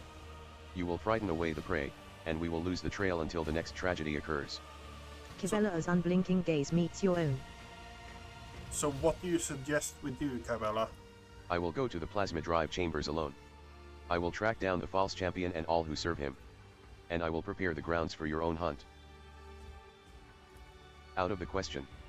An enforcer squad would certainly scare off the vermin, but I am not letting you go alone, servant of death. You and I will go to the chambers together, and together we will bring down all who have dared to insult the Lord Captain. I'm going too. I have a couple of good friends in the plasma drive chambers, the nosy kind who know everything about everyone. Convincing them shouldn't be difficult, especially if I pull a few favors. It'll be the three of us, then. What a company. Einrika's grim laughter echoes inside the shrine. There is an awkward pause. Kibella takes a long look at the officers' faces, before finally nodding her assent. So be it. But not like this. Much like your faces, your guises are too conspicuous. Bella is right. It would be prudent to use disguise. The enforcers will procure regular work clothes for us. We will carry only inconspicuous weapons that we can hide easily in our tool bags. It will help us blend in with the crowd. Before I depart to hunt for Nemesis, I ask the Daemon to bless me. I pledged never to leave your side, yet the hunt demands that I do just that. Grant me this permission by performing the ceremony of twining. Kibella nods toward the altar. When your people have taken their leave, under the gaze of the Undying One, we will begin the rite. Yep. The rite of blessing for the sacred hunt. With it, the Daemon casts their shadow over the path of carnage. Under your benediction, I will strike harder and tread more softly. Very well, let the ceremony commence. With your permission, Lord Captain, the Infernus Master and I will take our leave now and set out to prepare for the descent into the chambers. Yep. We dare not intrude, your ladyship. Sit down now, Daemon Octavia the Fire Axe, and listen. Let the ceremony of twining begin. Using a finely honed blade, Kibella carves an intricate symbol into the floor. She then produces a small bundle wrapped in incense-laden parchment and sets it alight. You are my Daemon. I am your blade, and I am honed by your blessing. My arms are strong while your will is strong. And as long as the Undying One hears your prayers, my feet will go unhurt. Her blade kisses her palm, and dark blood begins to trickle and spread over the bottom of the ritual cup that has just now appeared in her hands. With our blood, with our will, we shall spin a scarlet web, the symbol of the hunt. May it herald our praise demise. Kibella puts the dagger into your hand, and you suddenly feel how heavy your eyelids have become. Your heartbeat slows inside your chest. Her words linger, then rush through your mind in a deluge. The heavy scent of incense envelops you and makes your head spin. I feel strange. What's happening? For the twining to happen, you must first expand your mind, see the unseen, hear the unheard. Those who live and die by the tenets of the web often burn sacred essences, and your body is not yet accustomed to them. Damin Octavia the Fire Axe. Your mind is trying to grasp at its new boundaries. Do not resist. Breathe deeply. Learn. Make a small cut in the palm. Yeah. The pain gives way to a burning sensation as Kibella grasps your hand and squeezes it over the ritual cup. But this new discomfort is quickly replaced again, this time by a dull numbness and the faint warmth of blood flowing from your open wound. The twining is the blood oath I have made to my lady. Kibella dips her fingers in the spilled blood and traces a symbol, first on her own forehead, then on yours. It appears to resemble a blade that is cutting through an intricate knot. Anoint me with your blessing, Damin Octavia the Fire Axe, and may the ceremony of twining commence. Kibella's face blurs before your eyes. No matter how hard you try to focus and dispel the vision, in place of her face, you see a death mask, a broken skull with hollow eye sockets. May your fury and resolve be unshakable. One who follows the thread of the web fights not out of rage, but with a mind as cold as stone. Nevertheless, rage can become a potent weapon in the hands of a punisher. I understand, Damin Octavia the Fire Axe. I accept your blessing. Kibella thinks for a moment. Your body cannot accompany us on this chase, Damin. But your spirit, there is nothing the spirit cannot do. The twining is complete, you and I are now bound by the blood oath. Think of me while I hunt, as will I think of you. Become a thought flowing through my mind. If the Undying One is gracious to us, he will send you dreams, and in those dreams you will see me. If he is more gracious still, those dreams will be truthful. Is this some kind of psychic sorcery? She snaps in irritation. Do not sully your lips with such suspicions. We are neither witches nor accursed sorcerers, we are his votaries, and for our true service, we are thus rewarded. This is no profane psychic art, but the blessing of the Undying One, bestowed upon the spinners of the blood-spun web. A thin thread of spiritual kinship that connects the fates of the Domini with those of their shadows. Kibella can call it what she wants, but your senses tell a different story. A fine thread of psychic connection has stretched between your minds.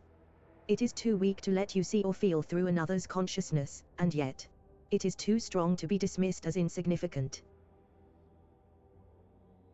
I trust you, Kibella. Let us begin. You perceive a faint smile from beneath the death mask. Kibella hands you the cup, and begins tracing her finger around the bottom while whispering a prayer. Watch now, Damin Octavia the Fire Axe. What does thy seeing eye behold in the converging patterns of blood? She draws your attention to the symbols she has inscribed. You see shifting images in the blood, a spider crafting a fine web, blurred shadows that could resemble either a swarm of void rats or an enraged hound, crossed blades, a card of the Emperor's Tarot. But as soon as your gaze lingers on any of them, reality bleeds through the fluid shapes. Soon your spirit will be able to follow me. I will bid the servants to carry your body to your chambers, where you will not be disturbed. Wait in silence and safety. For me, the hunt has begun. Kibella's footsteps fade away, melting into the same impenetrable darkness in which your consciousness is extinguished.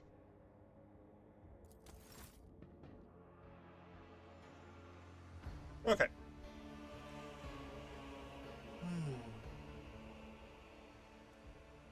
Fuck's sake. Time is just disappearing.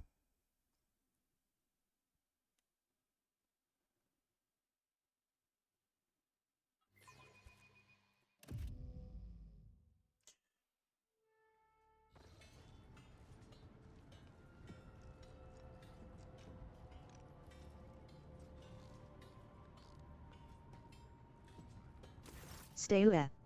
Oppressive noise. The hum and whir of machinery drown out all thoughts. This place rings with tension. Is it the powerful energy coursing through the cables, or have the wails of the workers merged into a cacophony of indignant whispers and desperate prayers? Lost, mired in petty troubles, unmindful of duty, their voices creak as if covered in rust and their eyes are dimmed by the endless drudgery and lack of light here on the working decks of the Domin's great ark. I have seen it before. In these murky depths, people become creatures all too ready to devour each other for worldly gains, fleeting pleasures, or imaginary freedom from obligation born from the abyss of spiritual emptiness. The Undying One punishes them through me. Disgusting mutations, abominations, reflections of vice are born in these shadows, and I will be their doom. The thread shakes. The web is taut. I step silently. May the great hunt begin. Red shakes, the quarry always leaves a trail behind. We may not see it, but we can feel it. I taste the air. The scent of fresh dye with a subtle note of sparks. This is new. Pleasant. The upper decks reek of luxury, but here I feel comfortable. There is something else. This is it. I recognize the smell. Undeemed, and burnt meat. Just like inside the shrine. The time has come to spin the scarlet web. The web is taut, know the hunting ground. To find the enemy, I must listen. Inhale. Exhale. Inhale. The rhythmic beat of engines and pumps, that is the ship's breathing. That is the ship's heartbeat. Is it strange that I feel at home among the workers of the lower decks, who pass their time like the living dead? Warmth spreads through my chest. I like to think that it is the connection with which the Undying One bound my and the Domin's fates together. He has blessed us, and we hunt as one. I step silently. Darkness is our ally. Merge with the shadow. In the twilight of the chamber, barely illuminated by flickering candlelight, I become like them. The lost, mired servants. They will become unwitting allies in my hunt. Their hopelessness, their desperation, their thirst for survival will become tools for my use. Footsteps. Two are coming. Toward me. Familiar gates. Those are the Domin's servants. Where is the second spinner? You know that feeling when you're being stared at, but you can tell but whom, where, and when? I would not be surprised if the cultists set out on the trail of Nemesite alone. The spinners are arrogant. We are just another soul to them, a gift to offer death. Steel Mistress's voice is hard and cold, like her will. I can see in her eyes that she dislikes me. She is wary. And so she should be, for we serve the Domin, not one another. Does this remind you of anyone at all, Jocasta? This man is enamored with fire. Even his words sound full of biting flames, and he himself enjoys playing with fire, too much so. They bicker again. Their mutual animosity may disrupt the hunt. Examine Steel Mistress and Flaming Voice. To the lay people, the two are now scarcely distinguishable from the common serfs. In a world where status and privilege are defined by appearance, a single piece of rotten cloth is enough to lower your standing. We will become spectral hounds and follow the trail without drawing attention. Step forward. There she is. Welcome to the plasma drive chambers, esteemed holy assassin.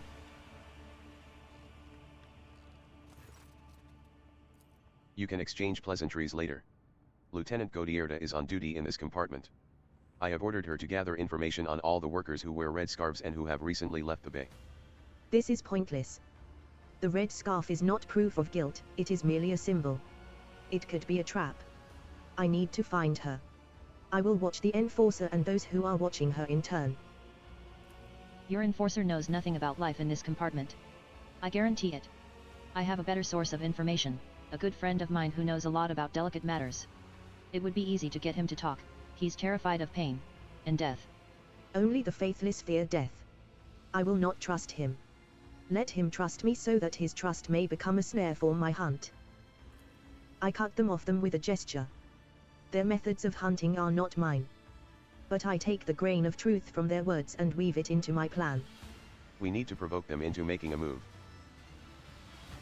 Fill upon sense of impunity. Convince them that they can and must act.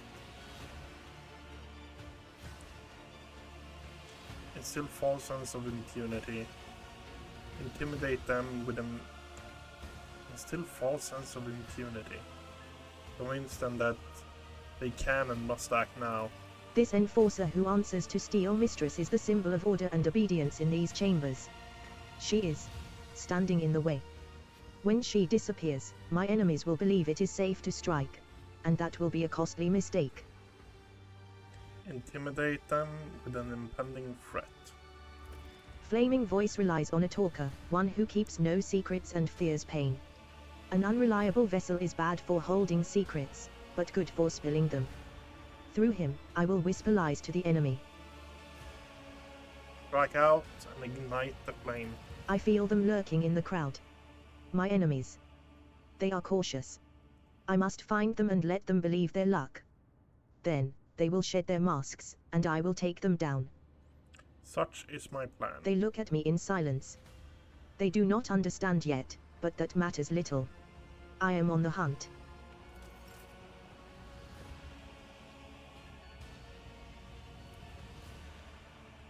Death walks with me.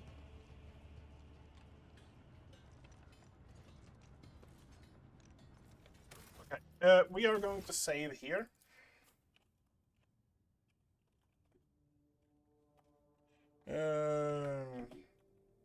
Oh. We're going to save here, and we're going to call it here for today. I've been streaming for 3.5 hours, and I feel that it starts actually hurting when I'm speaking.